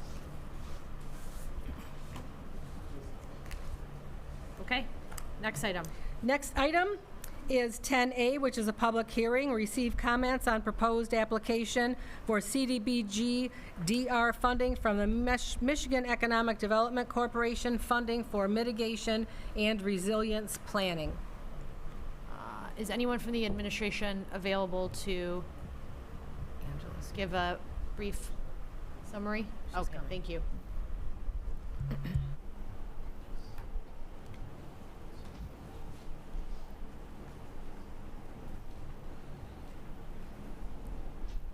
Thank you. Just a quick summary of the Sure. MEDC item. Angela Tarasenko from Community Development. This is a joint application between us and engineering. So we're looking for the public's input on it. It's the MEDC emergency funding for the flood event that happened in August of 2023. So we're looking for comments from the public regarding our application for Section 4 on flood resiliency. Thank you. I will open the public hearing. Is there anyone from the audience who wants to speak on this item specifically? Okay, I will close the public hearing and turn it over to council for action. Motion to approve. Support Dwyer. Motion by Mr. Lafferty, support by Mr. Dwyer. Any discussion from council? Or is it, point of order. Is there a, is it more appropriate to have a motion to receive and file? Ms. Camp is saying yes. Okay, so I will change my motion to a motion to receive and file. Support. Thank you, Ms. Moore. Support a motion to receive and file. Any other discussion? Okay, hearing and seeing none, I will call the question. Mr. Lafferty? Yes. Ms. Moore? Yes. Ms. McGee? Yes. Mr. Noonan? Yes. Mr. Boyke? Yes. Mr. Dwyer? Yes. Rogan C is a yes. Motion carries. Next item. Next item is 10B, public hearing to receive comments on the creation of a second Brownfield Redevelopment Authority.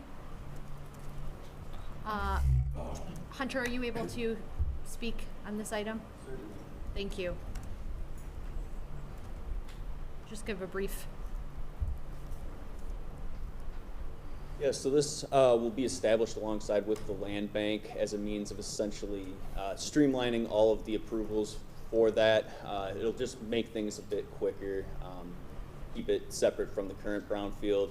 It's not intended to step on the toes of that in any way, shape, or form. So this will go hand in hand with the land bank and help with cleaning up some of the vacant sites we have. Thank you. I will open the public hearing. Is there anyone from the audience who wants to speak on this matter? Seeing and hearing none, I will close the public hearing and turn it over to council for action. Motion to approve? Receive and file. Receive and Is that file. another, okay, motion to receive and file as well. Support. Support, Ms. Moore. Any discussion from council? Okay, hearing and seeing none, I will call the question. Mr. Lafferty? Yes. Ms. Moore? Yes. Ms. McGee? Yes. Mr. Noonan? Yes. Mr. Boyke? Yes. Mr. Dwyer? Yes. Rogan C is a yes. Motion carries. Next item. Next item is 11B, request to approve an agreement for a one-year extension of a vacation request located at 32549 Ruley, PEV 240003. So moved. Support Lafferty. Any discussion? Hearing and seeing none, I'll call the question. Ms. Moore? Yes. Mr. Lafferty? Yes. Let's see, Ms. McGee? Yes. Mr. Noonan? Yes. Mr. Boyke? Yes. Mr. Dwyer? Yes. Rogan C is a yes. Motion carries. Next item. Next item is 11C,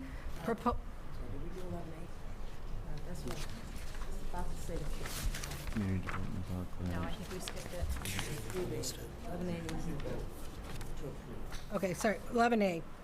Consideration and adoption of a resolution authorizing the application for Community Development Block Grant Disaster Recovery CDBG-DR funding for mitigation and resilience planning. So moved. Support Dwyer.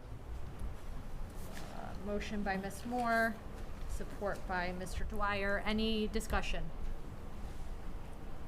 Hearing and seeing none, I'll call the question. Ms. Moore? Yes. Mr. Dwyer? Yes. Ms. McGee? Yes. Mr. Noonan? Yes. Mr. Boyke? Yes. Mr. Lafferty? Yes. Rogan C is a yes. Motion carries. Next item. Next item is 11C, proposed resolution approving a limited license for encroachment of public alley between Globe Avenue and Neal Street, 100 feet south of 9 Mile Road. Petitioner Brown Crunch LLC, 12,000 East 9 Mile Road. Consideration and adoption of a resolution. So moved. Support Lafferty. Any discussion? Hearing and seeing none, I will call the question. Ms. Moore? Yes. Mr. Lafferty? Yes. Ms. McGee? Yes. Mr. Noonan? Yes. Mr. Boyke? Yes. Mr. Dwyer? Yes.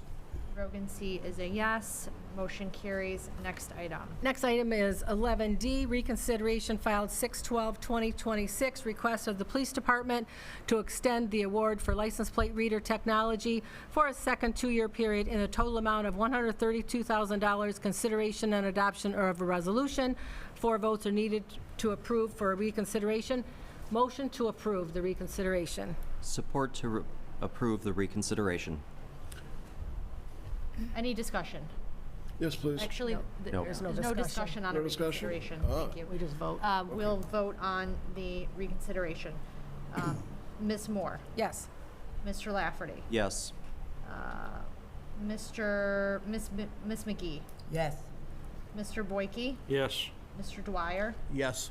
Mr. Noonan? Yes is in favor, right? Rogan C is a yes. Okay. So item is approved for reconsideration. So we go back to the motion. Motion to approve.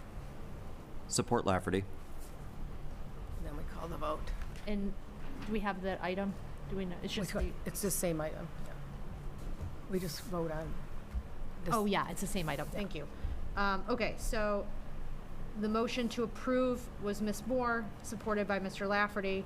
Any discussion on this item?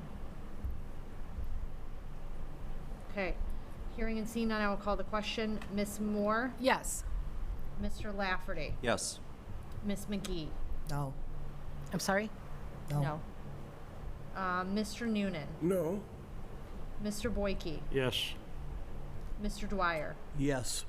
Rogan C is a no. Motion carries. Next item is 12A, which is legal update. Thank you.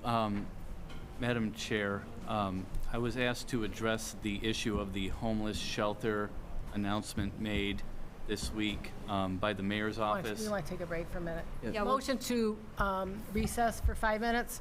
Support. All in favor? Aye.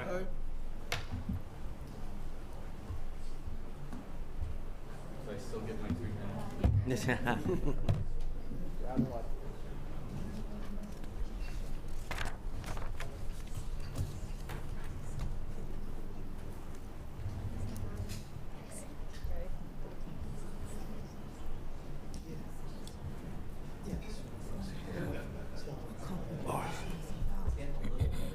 It is. Moratorium. Yeah. This has Up here. And it does feel better. You can feel it out in the hallway. Oh, yeah, the hallway is. Center's fully covered.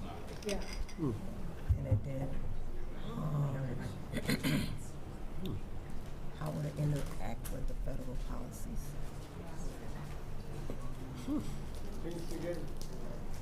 Well, how long can you have?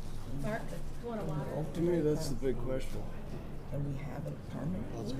Right. Because I'd be in favor of a permanent ban. I'll tell you when I was in college. In the middle of winter? As for the other two questions, I have no idea. When I was in college, I don't think we're actually going about to half my dorm. I don't think we will. Ready? But they might be Mark good the questions. beginning of the weekend. Yeah. I don't think they're going to be answered, but okay, I'm going to ask. Ready.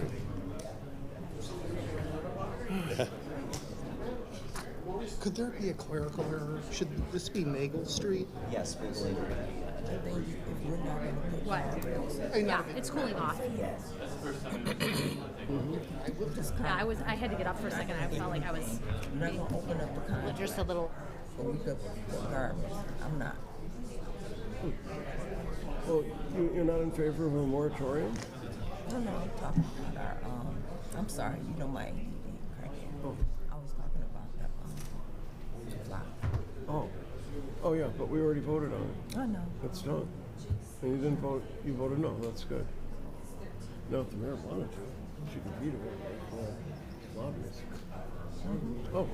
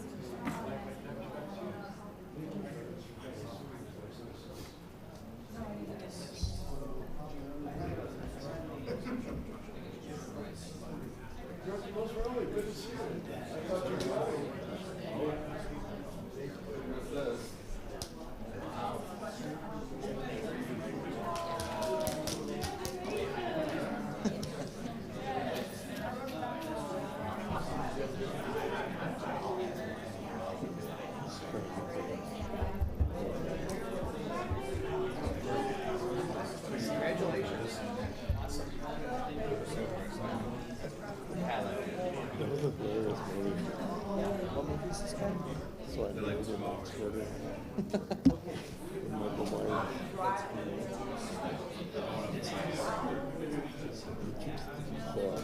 Getting into relationships and finding something wrong. And then Friday calls his wife, false husband, and it's Travis, who's actors. And then he starts to suspect that she's a killer, she's a serial killer.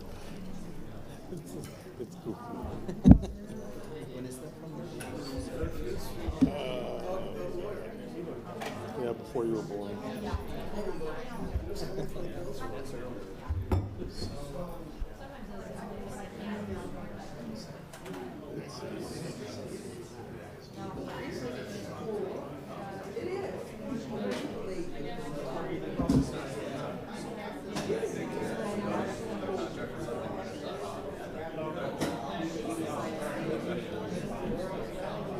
It was pretty funny. I didn't really care too much for this. Some of the other stuff.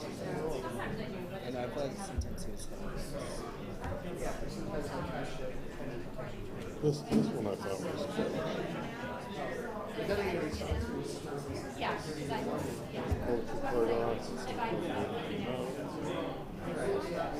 It was 1993. We're gonna resume. Thank you. Let Gary know we're back. Gary? Gary? Gary? Last call. Boyke.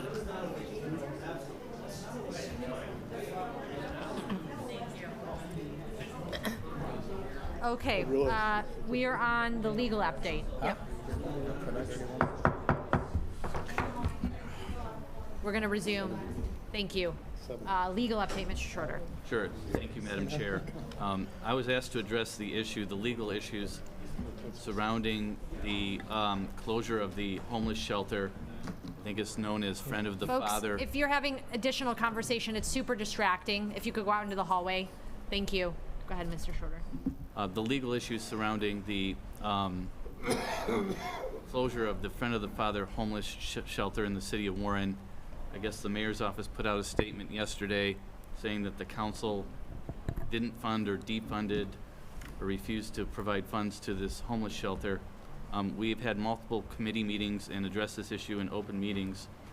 And the first issue is that I've advised the council repeatedly that we can't give city general fund dollars directly to any nonprofit. So it was a nonprofit organization running a shelter. General fund dollars can't go directly to any nonprofit. It doesn't matter if it's the homeless shelter, the YMCA, the Boy Scouts, the Girl Scouts. Think of any nonprofit, and no matter what they do, we can't do that. Now, nonprofit dollars have gone, government dollars have gone to nonprofit through Community Development Block Grant in the past. We've seen that with a number of organizations every year that receive funding, but these are block grant funds. These are not city general fund dollars governed by state law, our Department of Treasury rules and regulations. So to that end, this organization did apply for $15,000 in funding, and the administration disqualified them either for applying too late or having an incomplete application or both. That's what was presented to council. And so that would be a potential funding mechanism. In addition to that, I'd been working with the Legal Affairs Committee and Ms. Michaels on a sample contract where the city could contract with a shelter to provide services, but this contract would have to be, for providing those services, have insurance requirements, indemnification requirements, and so on and so forth. I think the amount was over $30,000, but we can't just pick someone to contract with. It would have to be bid out. We would have to follow these procedures because $30,000, I think, was in excess of what our purchasing ordinance would allow for. So we do have a draft contract. It's in draft form, and it's a lot of information in this contract because when the city is contracting to provide this service, there's potential liability for people you're bringing in off the street, what they might do to each other, what they might do to staff, and suddenly the city might be on the hook as that person who gets sued if something goes wrong. So this is something we've been working on. This isn't necessarily an easy solution where we can just write a check and give it to a shelter. So I just wanted to make that clear. And also in this year's budget, there was nothing proposed for shelter in the budget. So I'm just trying to defend council here and let you know that I'm ready, and Ms. Michaels, to do whatever the mayor and council come up with on this item. But so far, we don't have anything tangible that we can move forward with. Thank you. Any other legal updates, Mr. Schroeder? We have a number of other items here, so I think that was one that I was asked to address. Thank you. Madam Chair? Mr. Lafferty. Thank you. Through the chair to Mr. Schroeder. So this came about, and I was contacted by several media outlets regarding the closure, and while we're all very upset about the loss of a very quality shelter for our most vulnerable people, I'm disappointed that the mayor chose to use this as a political weapon and aim it at us. Because as I recall, 24 and 25, this council discussed and convened an emergency meeting, an emergency committee of the whole meeting, to discuss emergency warming shelters, to focus the administration's actions and ensure that they were answering the call, and they did just that. We opened up Owen Jacks and made it available on an emergency basis. It was turned around in record time. It was council that drove that action. We did it again in the following year, and then in January, Mr. Deloche came to us and said that he was running low on funds. He needed funding, otherwise he was going to face closure. And I don't recall getting any directive, no correspondence from the mayor's office saying, I need council support for a resolution.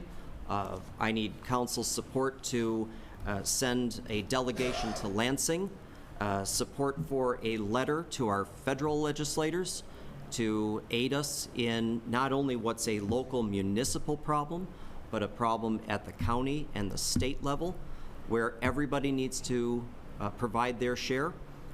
I know any one of us are happy to do our part, but we also recognize the fact that we do some things so well and everybody else flocks to it. And that is exactly what I expected to have happen here. And Mr. Deloche was accepting people from all over. He was tracking a number of people that had formerly resided in Warren, and his shelter deserves all of the care and attention, but not one time did I see anything come from the mayor's office. I am not going to point fingers, but I'm going to stand beside all of you because we stood together and we took action. We did what we could.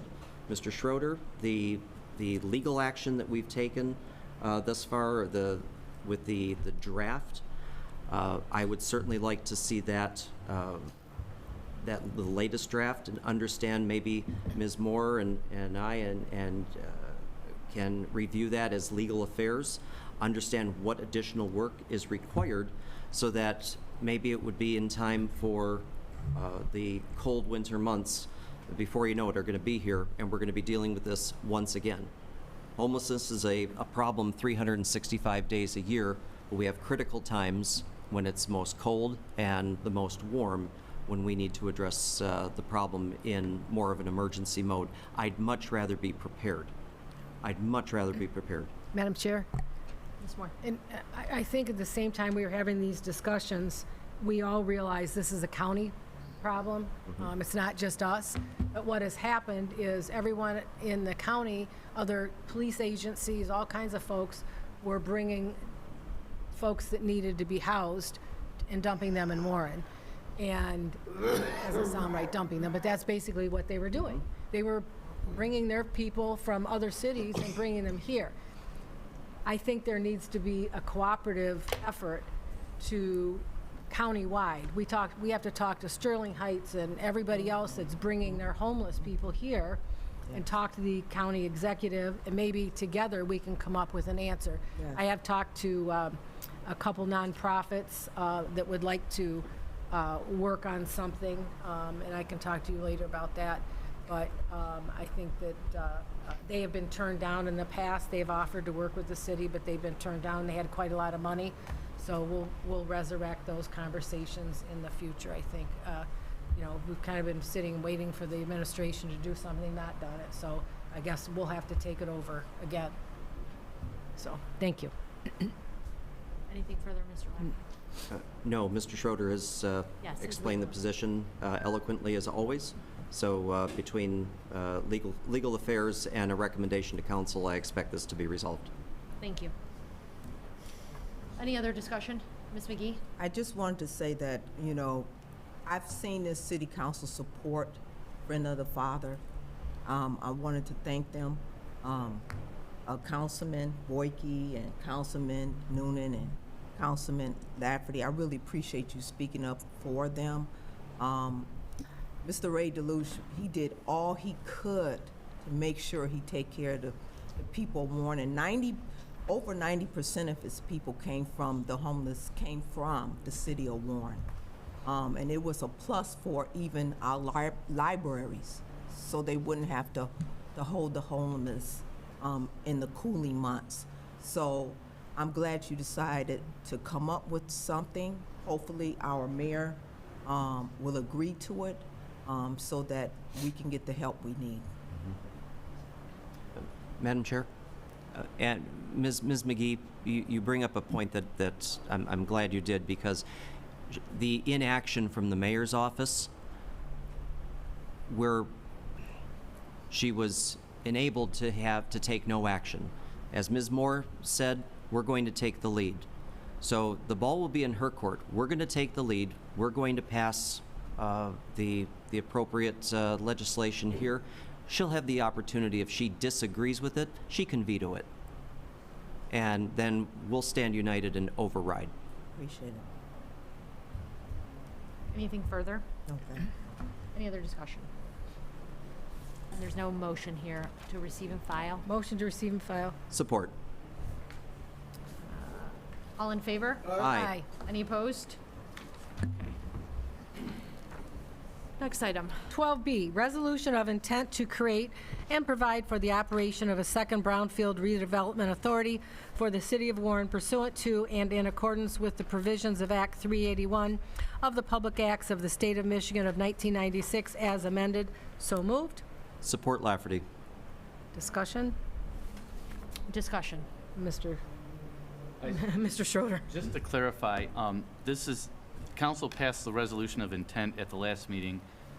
In the backup, you see it's a request to adopt a resolution establishing a second brownfield redevelopment authority following this public hearing that was held today. We did hear from Hunter Manicus from Economic Development today.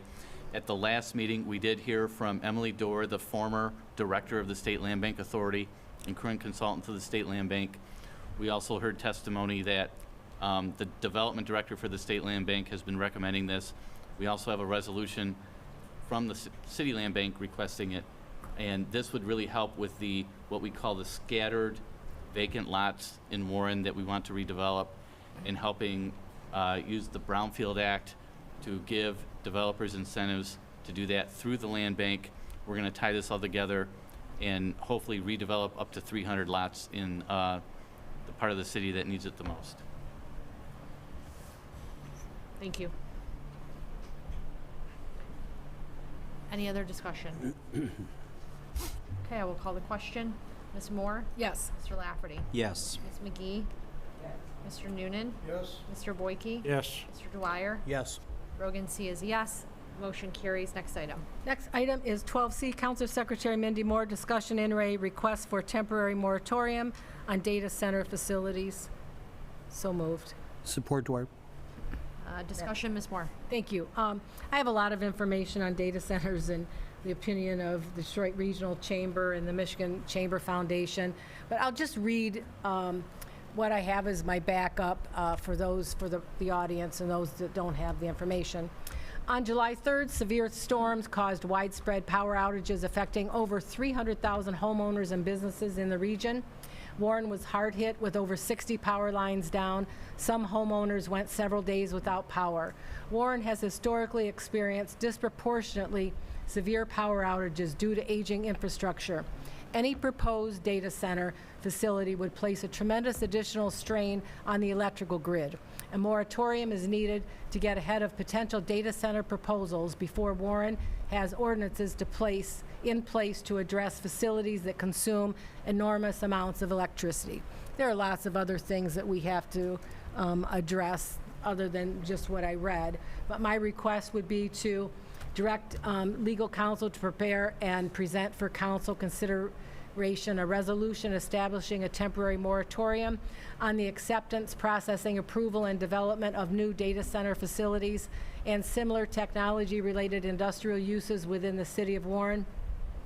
The city's zoning ordinance currently does not contain specific definitions, zoning regulations, locational standards, buffering requirements, utility and infrastructure standards, environmental protections, operational standards, or special land use review criteria applicable to data centers.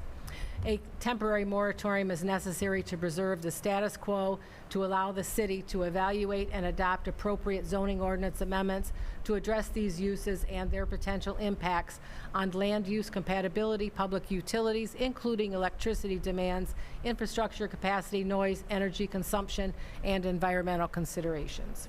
So, Mr. Schroeder would write an ordinance. You want to go from there and Sure. I think the plan would be, if council so wishes, I would work in concert with Ms. Michaels in her office as well. We did work together on the most recent moratorium related to car wash and gas stations. We would come back with a full resolution implementing a moratorium, incorporating everything you had there. I know Ms. Michaels and I talked today. She had some other concerns about recycling and related matters that I think were very good. So we will work and try to bring that back as soon as possible. We'll probably be on the phone tomorrow morning talking about it if council votes this way. It is true, and we did talk, that there is currently nothing in the zoning ordinance about these large-scale data centers or even a medium-sized data center. Someone came in with a site plan application, they got a hold of a large piece of property or tried to bring together large pieces of property in a lot combination.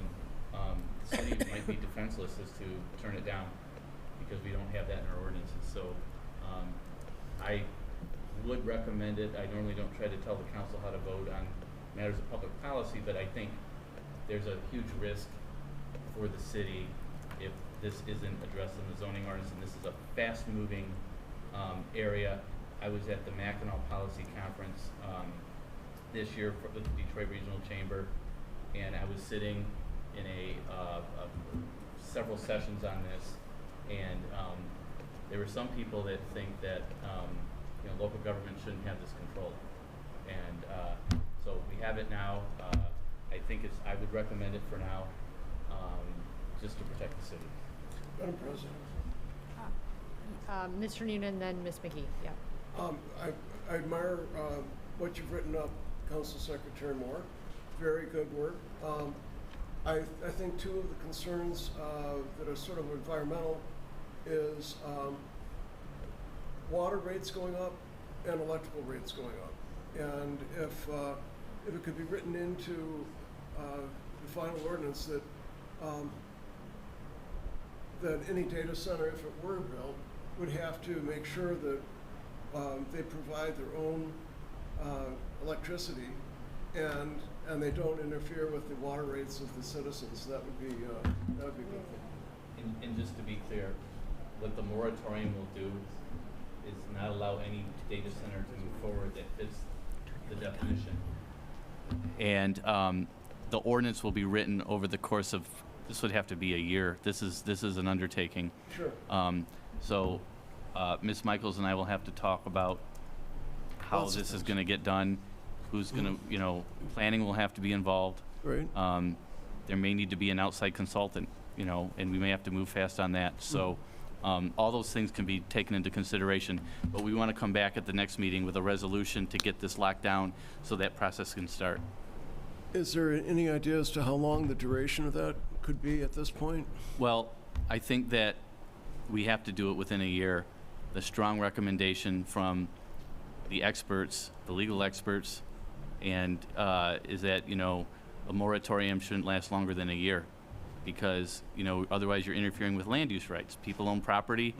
They may not want to have a data center, but they may want to sell their property, and the data center's coming in. And, the longer we prevent people from being able to sell their property and exercise their property rights, the weaker the moratorium becomes. So I would recommend that it be no longer than a year. We may want to do what we did in the car wash and gas station moratorium, is set a halfway mark status report for the city council to make sure that this thing is moving, because what we don't want is to set a moratorium and come back 11 months later and find out we're nowhere near having a proper ordinance, and it's too late to start kicking people in the rear end to get it done. So we don't want that to happen. So I would recommend no longer than a year, and possibly a 6-month report back to council, a status report to make sure this thing is moving. I also thank you, Secretary Moore. I just had a couple questions as we move forward, as you guys pleaded along with Mary Michaels, Attorney Mary Michaels. The type of data centers are going to be covered, such as hyperscale AI, smaller cloud facilities. Will it include all data centers?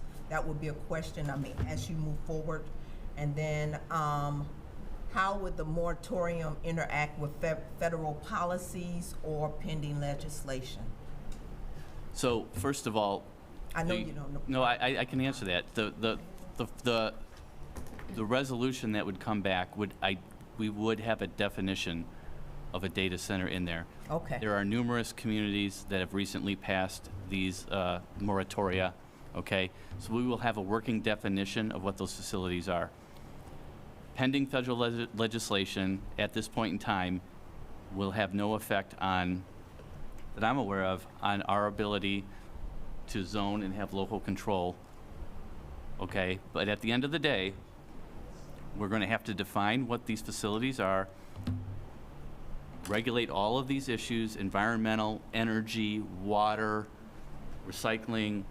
I know communities are concerned about decommissioning. I mean, my goodness, what is it going to, in 20 years, what if we don't need data centers anymore and there's another way to, what's going to happen? Are they just going to abandon this and there's not going to be money to, you know, remediate the environmental problems they're leaving behind? So there's a lot to be addressed here. But pending federal legislation, I'm not aware of anything that would affect this at this point in time. We still have local control, but we do have to have an ordinance regulating this. If you don't, you can't just say no to somebody without having proper land use regulations. Thank you. I hear. Mr. Lafferty. Thank you. Through the chair to Mr. Schroeder. I think probably our strongest aspect of this would be through zoning. And, you know, most certainly being able to control where they would be located, very similar to the rules we put in place around marijuana dispensaries, wholly limiting them to only eligible sites. Would you consider, or would it be considered that these would fall under a new zoning category? Can you expound on that? Yes, I think that's the idea, is to create a data center as a defined use in the zoning ordinance, and that would be absolutely what would have to happen here. Okay, understood about the definition, but what I'm asking for is we have M1, M2, Yes, C1, yes. R1P. I know, I understand your question. So yeah, there would be allowable zones, and that would be part of what a zoning ordinance does, is decide which zoning. You have M1, M2, M3, M4. I have to imagine it would have to be intense industrial property. It would have to be. You're not going to allow this in a C2 or a C3. So, yes, absolutely. Okay, and then we could define the controls around proximity to neighborhoods, natural resources, all of these things that, you know, we've heard create such a strain and potential damage to our local environment and strain on our utilities. Thank you, sir. Appreciate it.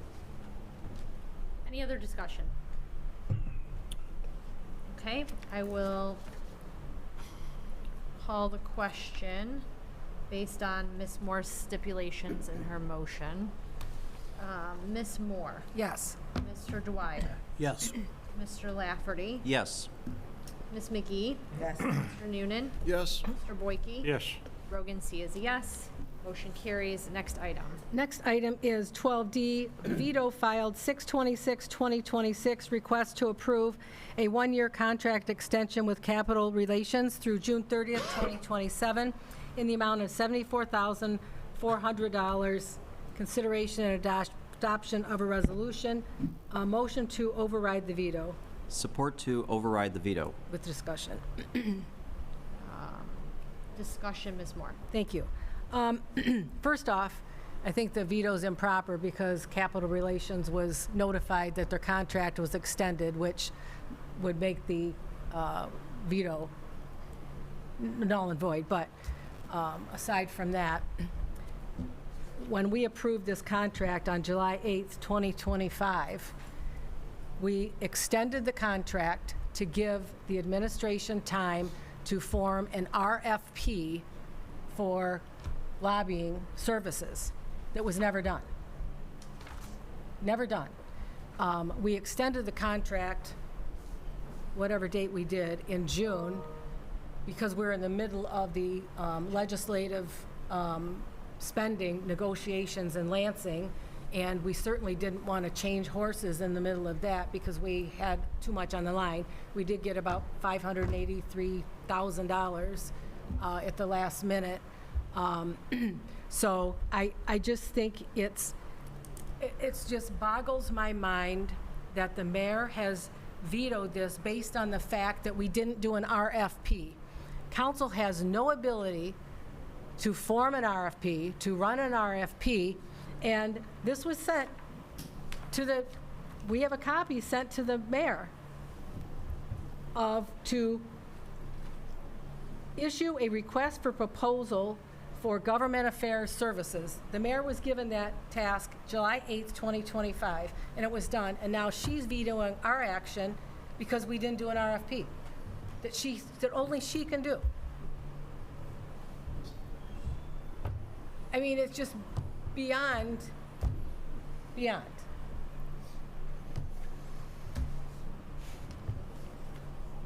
Any other discussion? Madam Chair, Mr. Voikie.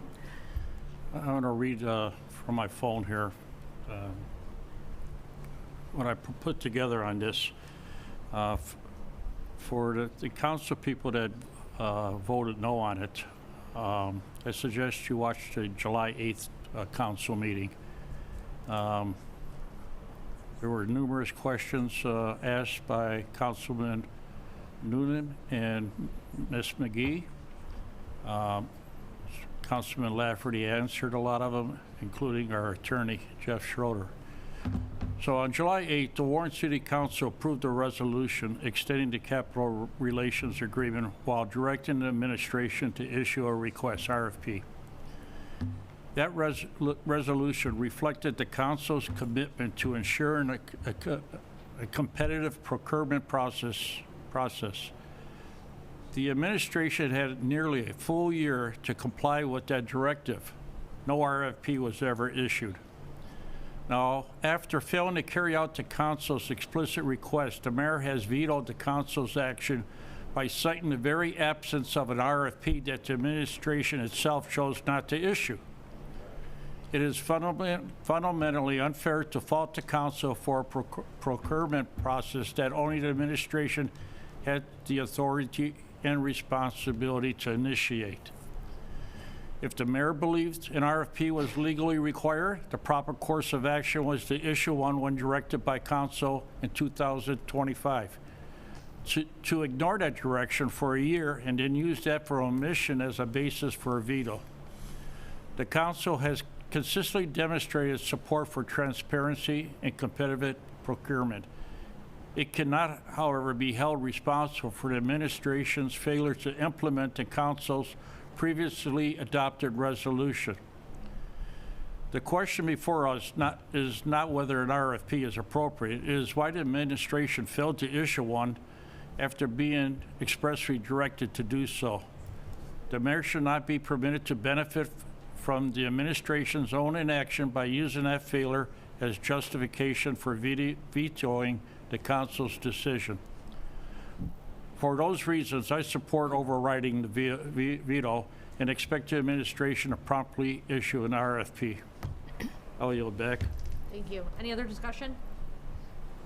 Madam Chair, I think we need to get this whole situation sorted out, why there wasn't an RFP, and maybe we should table it tonight.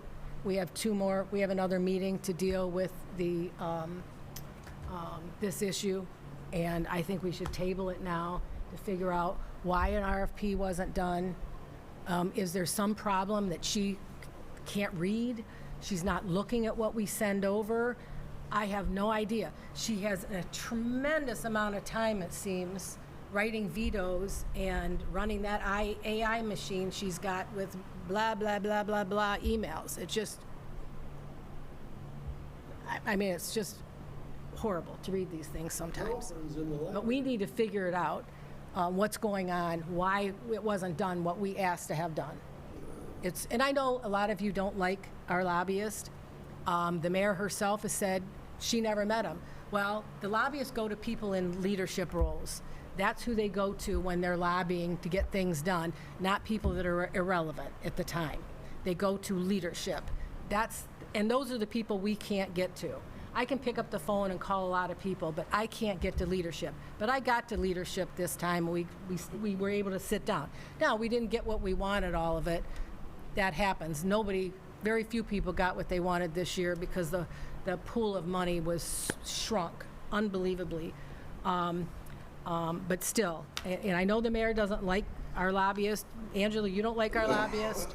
Hal doesn't like our lobbyist. Melody, I don't know why. We've had terrific success in dealing with them. Mr. Boyke, Mr. Lafferty, Mr. Dwyer, they've answered, I talked to them. I had legislators calling me on their way home from the vote, whatever day it was, and communication, and up until, I think Shannon was till 2 or 3 in the morning or whatever, they were trying to at least got us the 500 and some thousand that they were not going to give us because we were being punished because the mayor stalled on turning in that letter that they asked us to have signed. So I think we need to find out, if we could find out what the procedure is, how long it's going to take, why it wasn't done. Maybe the mayor can explain why she explicitly did not send this out for RFP. Maybe this was her plan, not to do it and come back and put us in this situation. I don't know. Maybe this was some diabolical plan to get rid of our lobbyist. I don't know. She tried to take the lobbyist for herself. Maybe that's what she's mad about, because she put that fee into her budget that she wanted our lobbyist, and we put it back in the council budget. So maybe that's what she's mad. She wants our lobbyist and she's punishing us. I don't know. But I'm going to say let's table it, figure it out in the next couple weeks, what we can do. Madam Chair? I have a note first. One is they shouldn't have been notified their contract was renewed before the veto period, so I don't know who notified them. You can notify them the next day. Okay, They watch well, the meeting. The veto's not, They watch them, if they're notified, they watch the meeting. the veto is not null and void as a result of them being Well, it could notified of be. our contract. It's- How? It says in our rules, it says in our charter, if they've been notified. So, Mr. Shorter, how is it if folks veto contracts, would we then not be able to I told you rescind that's what I thought my opinion was, but I said, notwithstanding that. I asked a question of Mr. Shorter. Okay, well, Mr. go. Shorter. Yeah. The question is, if Ms. Moore said that the veto could be null and void, if the folks were notified that their contract was approved and somehow we then vote differently and it's not approved. Right. And that doesn't make any sense to me if that's how we're proceeding with contracts. It's in the charter.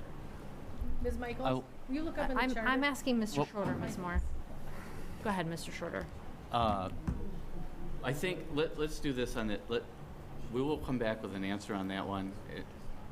I'd like to come back with an answer to that in writing, because if this is going to get tabled, we can research that issue along with this. Okay, that would be great. And then I've been very clear on why I would want a process, which I don't, we should have a process for hiring a new lobbyist. One, when I contacted, and I'll just repeat it for everyone who's new, when I contacted all of our state folks who represent us, our House folks and our Senate, most of them didn't even know we had a lobbyist. So I don't know how, sure, they're contacting leadership as they should, but those folks, and some of them asked for me to not identify them personally because they're trying to maintain their relationship with the lobbyist, but all of them, some people didn't even know we had a lobbyist.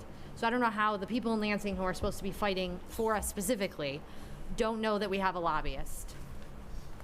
That's very problematic. And the second thing is I've been asking for just a report once a month of who they've been meeting with on behalf of the city of Warren, what bills they're following for us.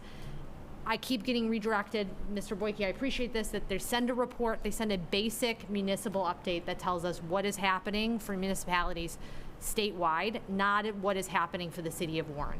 That's what I want to know. Who have you met with? What bills have you advocated for? Ms. Moore, I know you testified this year, which is fantastic. I would, beyond just hearing it coincidentally from you, it would have been great to get that in just a one-page report. And if you talk to lobbying firms in Lansing, they will tell you they send those reports to their clients. So these are not unreasonable asks, and I really hate people being really critical of me for just asking some basic transparency of these items. I don't dislike Shannon. I don't dislike Mike at all. I think they've done a fantastic job this year, based on what you all have communicated. That's all I was asking for from the jump. So I just want to make sure I'm clear. Mr. Boyke, go ahead. Madam Chair, I respect your opinion, okay? But we hashed that out in the July 8th meeting. We had difference of opinions, and we agreed for an RFP. Sure. Why are we hashing out now why you did that? It doesn't matter.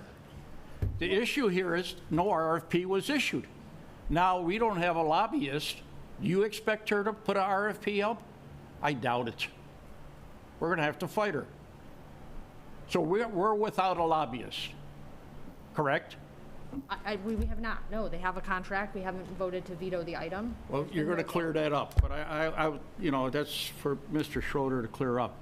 But, I don't want to get into why I like it, why you don't like it. We did all that at the July 8th meeting. Why rehashing that out now? The issue is no RFP was issued.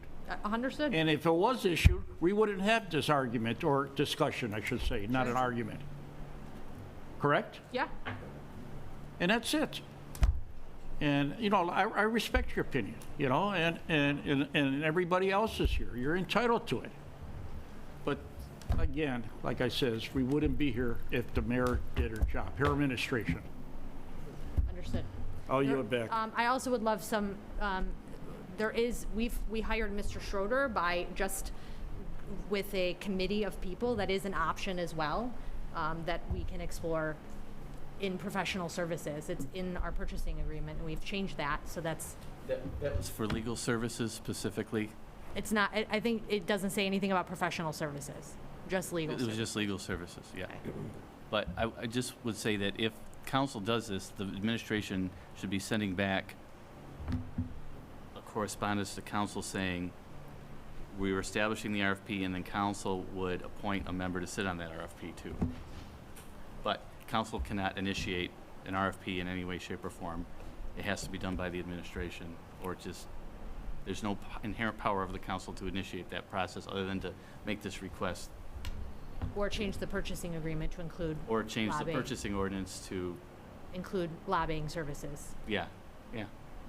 Mr. Lafferty. Madam Chair, and again, I respect your opinion as well. I respect the opinions of all of us. That's why we're a good council. And so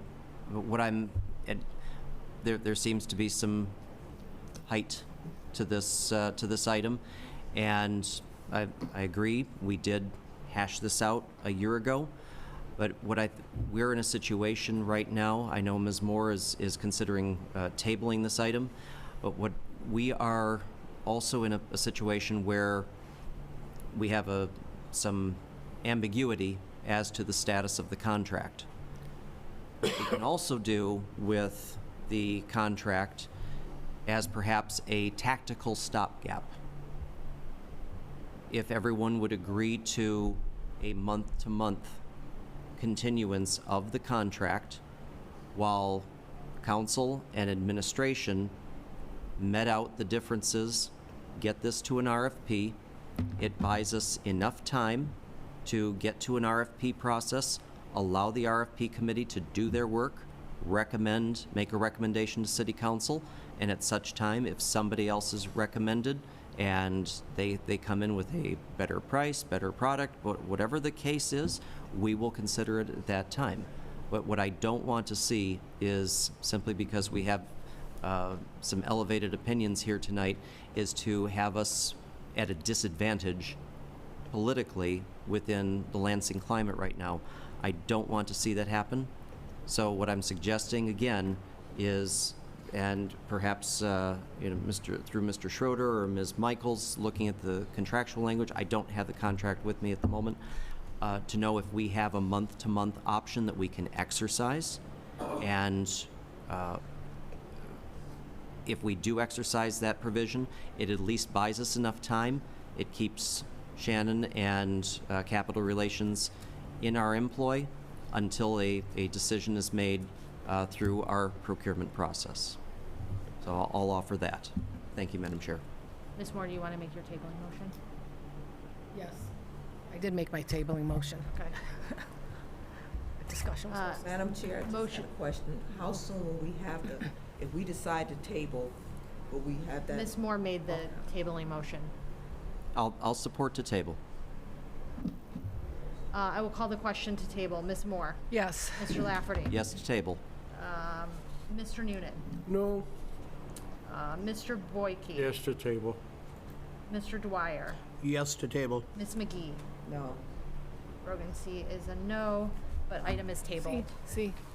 Next item. Next item is Councilmember Jonathan Lafferty and Councilmember Gary Boyke. Discussion in Ray Owen Jacks Recreation Center. Motion to approve. Support. Discussion. Discussion, Mr. Lafferty. Thank you. Members of council, and I know Owen Jacks has been brought up before, Mr. Boyke and I both received a number of complaints about Owen Jacks and the facility. It seems to be a recurring theme, and we also received some photos here that I'll show in a moment. But really what these photos underscore is the continued need for maintenance of our facilities. And I do want to say that this is in no way a reflection on the stewardship and the good work that Mr. Mazzarelli and Mr. Spiller are doing in Public Works and Parks and Recreation. It is a matter of fact, Owen Jacks is one of our legacy facilities, and it has some serious needs. I will move to the photos we received.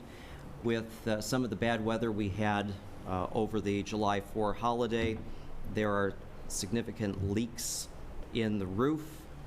There are missing tiles.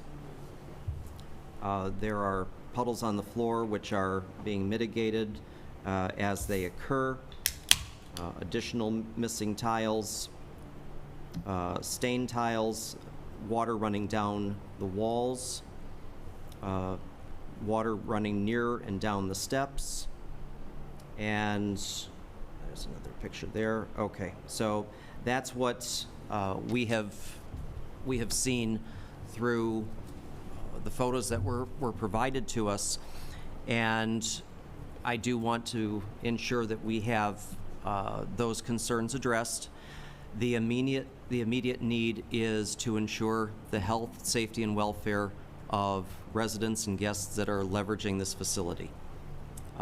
Mr. Boyke and I had several conversations. Where there's water, where there's warmth, there's mold. We want to ensure that we're not exposing anybody to dangerous conditions. So, Mr. Mazzarelli, if you could please give some color as to the immediate remedial steps that you've taken. As you know, I know. Good evening, Council. Mr. Spiller and I were made aware of the roof leaks after the last storm. We contacted Shana, who is our roof vendor. We have them on contract. They do City Hall, they do wastewater. They're a fantastic vendor of ours. Unfortunately, with the storm damage recently, they've been quite busy, as you can imagine. They did promise to get out before the next big storm and give us a quote on what's going on and go up there and evaluate the situation. Mr. Spiller's staff does not have the experience or knowledge to go up there and evaluate that. Building maintenance isn't normally brought into Parks and Recs buildings. If you'd like, I can try and get the building maintenance guys over there tomorrow, but I'd just assume wait and have the Shana roofing guys get out there. They're the professionals. They're the ones we count on. I trust them explicitly. The areas that you showed in those pictures, it looks like it's a lot, but it's all in one localized area over by the offices up on the second floor. We did plan on addressing it by the end of the week. Shana promised us, so they'd be out there to give us a quote. So look for that. Look for me coming back and asking for money to fix that in the near future. Thank you, Mr. Mazzarelli. I had no doubt that you would be well prepared and on it. As soon as we had the concerns, we notified you that we had received them. So I appreciate you being on top of that. For the remainder, this is dealing with the immediate concerns. Again, the safety of the building, ensuring that it's well cared for, that our employees are cared for, and our guests. I will say, just a little background, this building has served the community for many years. It honors the name of former Parks and Recreation Commission Chair Owen Jacks, but it's time to look for the future. Now, we have many different groups that use this, and I see Mr. Trascoma in the audience, who is the Chairman Emeritus of the Warren Civic Theater and actor extraordinaire. I think there are a couple other titles. We have the Stroke Club, other organizations that use this building on a daily basis, but it has fallen into significant disrepair, and we have serious concerns that need to be addressed. What we know right now is that the elevator and the restroom facilities will require millions of dollars to remediate. In addition to other numerous facility enhancements required, the cost to remediate, in my opinion, far outweighs the return on a continued investment in this asset. And I believe that the neighboring residents would be best served by city officials accepting the challenge of reinventing the entire parcel of land, inclusive of the Owen Jacks facility, eastward along 9 Mile, from Owen Jacks to the old fire station number 1, which we also have plans for. Creating a brand new civic center complex featuring recreational facility, walking paths, community garden, and other attractive amenities. So I would like to make a motion to direct the mayor to form a committee to examine options for Owen Jacks, led by Parks and Recreation, with representatives from the DPW, Community Development, Community and Economic Development, Planning, the DDA, and 1 member of council to participate in the process for determining the immediate needs of the building, refining recommendations for remediation to City Council, and to determine the future of this building and the overall site. Is there a support for that motion? Support. Thank you, Ms. McGee. Additional discussion? Yeah. Mr. Noonan? Councilman Lafferty, I want to thank you for taking that up, because we've had a discussion about what would be the minimum level of maintenance for any park, and especially for me, that park, because I've gotten called there several times. I know that there are extensive gutters that are not there, and that would lead to water damage. If we're going to keep on opening up the building, that would probably be something that would need to be dealt with. But your committee would probably find all that out pretty soon. I just hope it's in time. Thank you very much for doing that. Madam I Chair. yield. Mr. Boyke? If I could have Mr. Mazzarelli approach.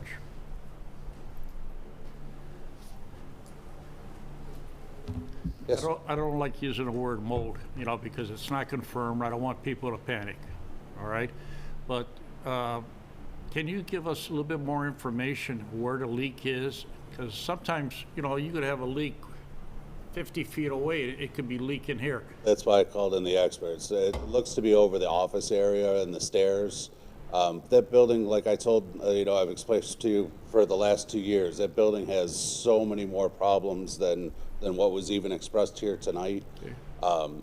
There's plumbing issues, there's electrical issues. There was, the last administration removed the kitchen on the first floor and never put it back. There's things that we estimated that it was going to cost $2.5 million to repair this building and get it up to ADA compliance, and the building would still be only worth $250,000 after those renovations. Okay.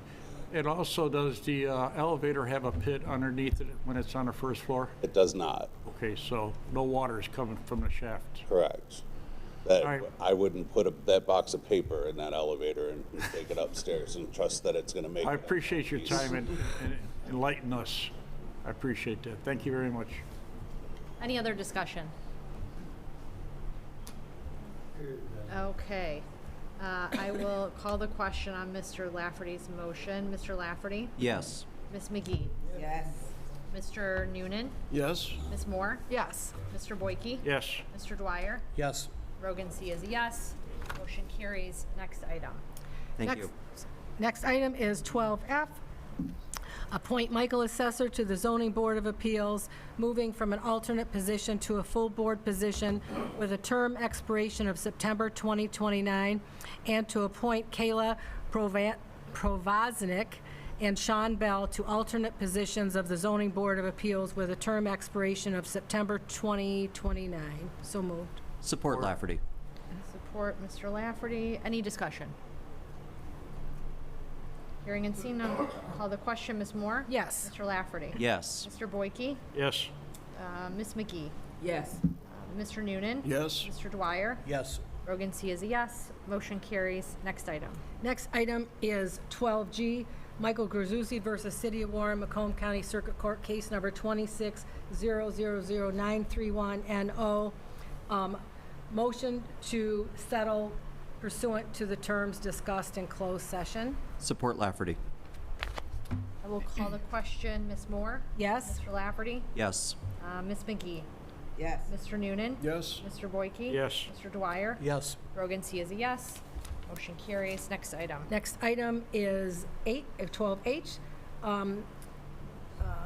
It's in the matter of Todd Panagay versus City of Warren et al., United States District Court, case number 425CV13694. Motion to settle based on the terms discussed in closed session. Support Lafferty. I will call the question. Ms. Moore? Yes. Mr. Lafferty? Yes. Ms. McGee? Yes. Mr. Boyke? Yes. Mr. Noonan? Yes. Mr. Dwyer? Yes. Rogan C is a yes. Motion carries. Next item. 12I is what was for I on the consent agenda. Recommendation of the review panel to award basic and premium heating, ventilation, and air conditioning maintenance services to Johnson Controls Building Solutions LLC for a 4-year period with options to extend the contract for 2 additional 3-year periods. Consideration and adoption of a resolution. So moved. Support Point of order. with information, with discussion. I'm sorry, point of order. I've got 12I for consideration for outside counsel for Mayor Stone. Did I move them? Sorry. 4I was 13B. Yep, you're right. I have it there. I'm sorry. Right, we got the water Yep, rate ordinance. Yep, wrong one. Yep. I is request for approval of outside legal for Mayor Stone. Motion to approve. Mr. Schroeder is going to read the motion. Support Lafferty.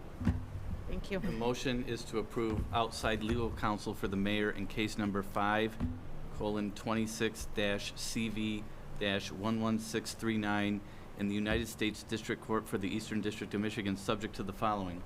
Number 1, no retainer will be paid by the City of Warren consistent with all outside law firm engagements. Number 2, the law firm selected by the mayor will be paid according to the pricing schedule established by the Purchasing Division in RFP-W-1282 as of March 2026, or the mayor may be reimbursed for any law firm selected up to the rates provided in this pricing table. 3, council action is pursuant to 7.10B of the city charter. I will call the question. Ms. Moore? Yes. Mr. Lafferty? Yes. Let's see. Ms. McGee? Yes. Mr. Noonan? Yes. Mr. Boyke? Yes. Mr. Dwyer? Yes. Rogan C is a yes. Motion carries. Next item. Next item is 12J, Mr. Boyke's item on the police department. Madam Chair, Motion and support first. So moved. Thank you. Support, Mr. Boyke? yes, I'm going to withdraw that at this time. The information I was seeking, I received in partial in an email, and I'll review the information, and if I'm not satisfied, I can always revisit it later. So Okay. I'll withdraw that motion. Next item is 13B, which was 4I, which is recommendation of the review panel to award basic and premium heating, ventilation, and air conditioning, HVAC. Point 13A. 13A. Jesus, okay. 13A, consideration and adoption of a resolution approving the fiscal year 2027 water rate ordinance, second reading. So moved. Support Lafferty. Any discussion? Sorry. Can't read my own It's on writing. here. Yes, Madam President. Discussion, Mr. Noonan? Just briefly, this concerns a fee to be charged which equals 5 cents per 100 cubic feet of meter usage. I just thought I'd point that out. Thank Reading- you. reading. Any other discussion? No. Hearing and seeing none, I will call the question. Ms. Moore? Yes. Mr. Lafferty? Yes. Ms. McGee? Yes. Mr. Noonan? Yes. Mr. Boyke? Yes. Mr. Dwyer? Yes. Rogan C is a yes. Motion carries. Next item. Next item is 13B, which is for I, recommendation of the review panel to award basic and premium heating, ventilation, and air conditioning HVAC maintenance services at Johnson Controls Building Solutions LLC for a 4-year period with options to extend the contract for 2 additional 3-year periods. Consideration and adoption of a resolution. So moved. Support with discussion. Discussion, Mr. Noonan. Yeah, I just wanted to say that I was on the RFP committee, but the administration decided not to go with an RFP. So I thought I'd bring it up for possible council comment. Instead, the situation, Mr. Director Mazzarelli, you use the standard procedure of going to the municipal. This is Sourcewell. This is a new contract through a cooperative contract for Jack. Cooperative contract, yeah. And so Johnson Controls does a great job, and Director Mazzarelli has been working to improve the energy efficiency and reduce the costs of operating HVAC in our buildings. This contract does not interfere with upgrading our equipment. Does not. According to Director Mazzarelli, who I had a very nice talk with about this, when I looked and I saw my name. I'm on the RFP committee. I never got called. We met with them last October and went through the contract. We agreed to a lot of stuff. We agreed that they were in the middle of upgrading the Metasys system. We agreed the pricing was going to stay very close to what it has been. They offered us tremendous service. Yep. Even tonight, with the misfortune of the unit being shut off right after we triple checked this room tonight at 4:30. It was shut off at 5. When, as soon as we called them, their techs were here within 40 minutes. They do offer an exemplary service to us. They've worked with us on reducing our electric use. They've been fantastic vendors to us over the years. So I'd like to point out, I also asked about senior housing, and it turns out that those buildings were built when they didn't, air conditioning wasn't supplied to the hallways, and it's like the police station.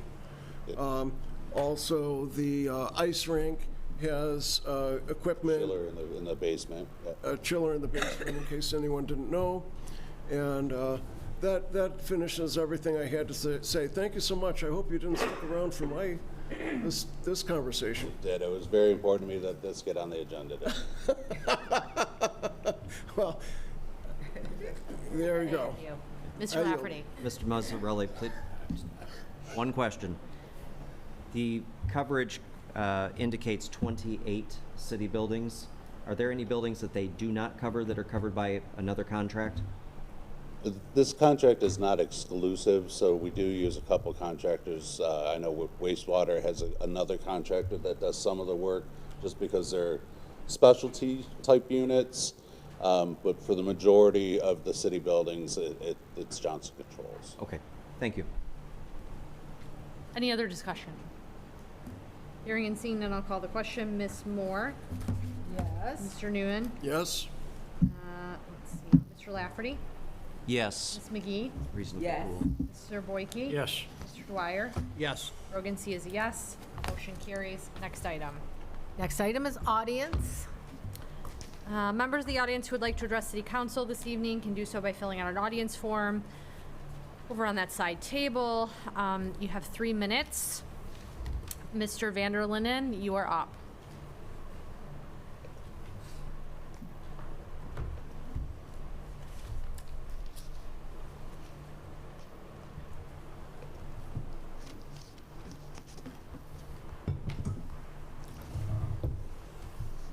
It's too bad we can't move that microphone down. Just hand it to him.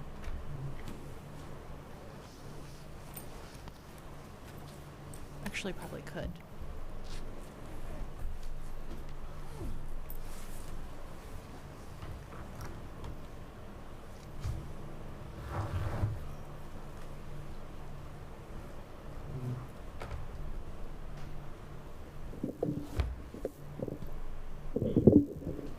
Let me know when you're ready, Mr. Vanderlinden.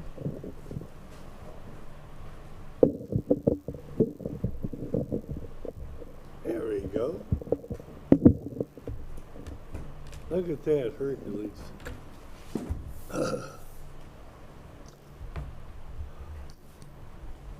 Joel Vanderlinden, longtime Warren resident. In the past, I've come before this council and reiterated that I've got numerous FOIAs out and they have not been returned. I've gone before the review board and they still have not been returned. And while some council members stick up or take a person's challenge on to support them, and I ask this council to vote tonight 7-0 for the FOIAs, for all the information that I asked, for all the videos that I have asked. I mean, I got numerous of them out there. I want to know about who were the people that ran for the police chief. I want to know who all the candidates were. I want to know who was on the table questioning them. I want to know why some people were denied an interview. I mean, I got questions. I want to know, did the mayor ever get her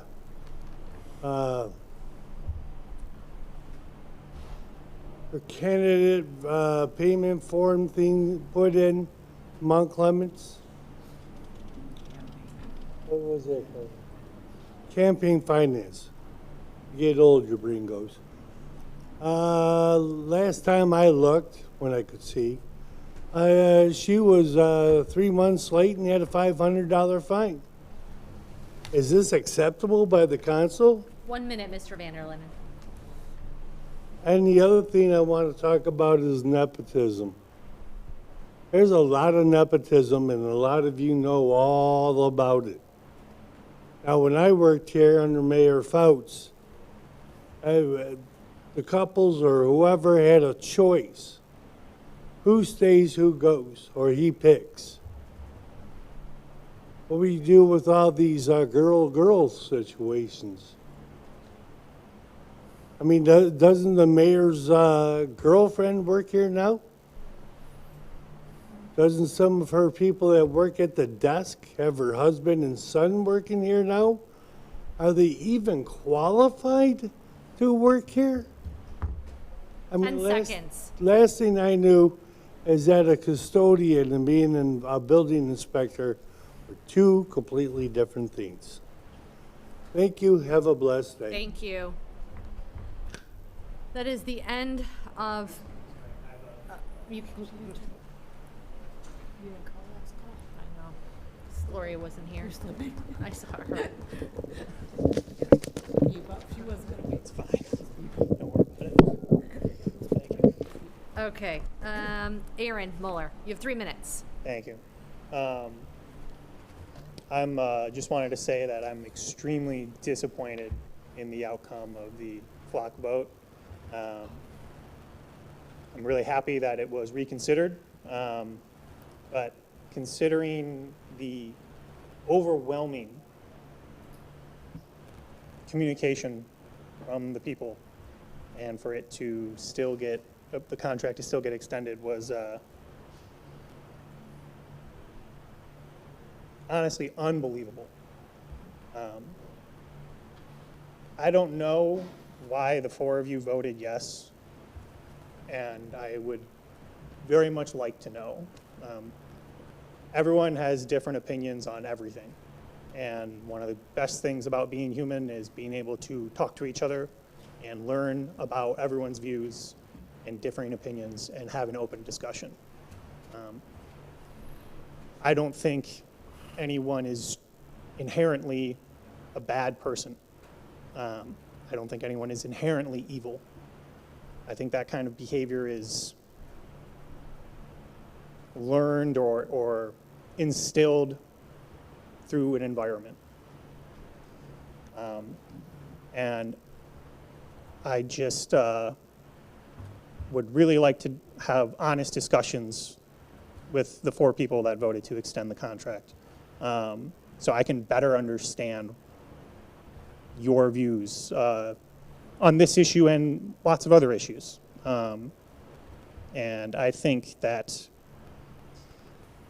voting in a way that goes against what a majority of the people in this city and the nearby counties and cities is a really disappointing and surprising thing to see. But I'm sure you all have your reasons. And that's really just something that I'm most curious about, is to talk and hear what you guys have on your mind. Because everyone obviously spoke their mind. That's the whole point of this, which is great. This is my second meeting, if you count last Monday, and this has been very interesting and very eye-opening. And I plan on coming more often. But I gotta say, this was pretty disappointing, the outcome. And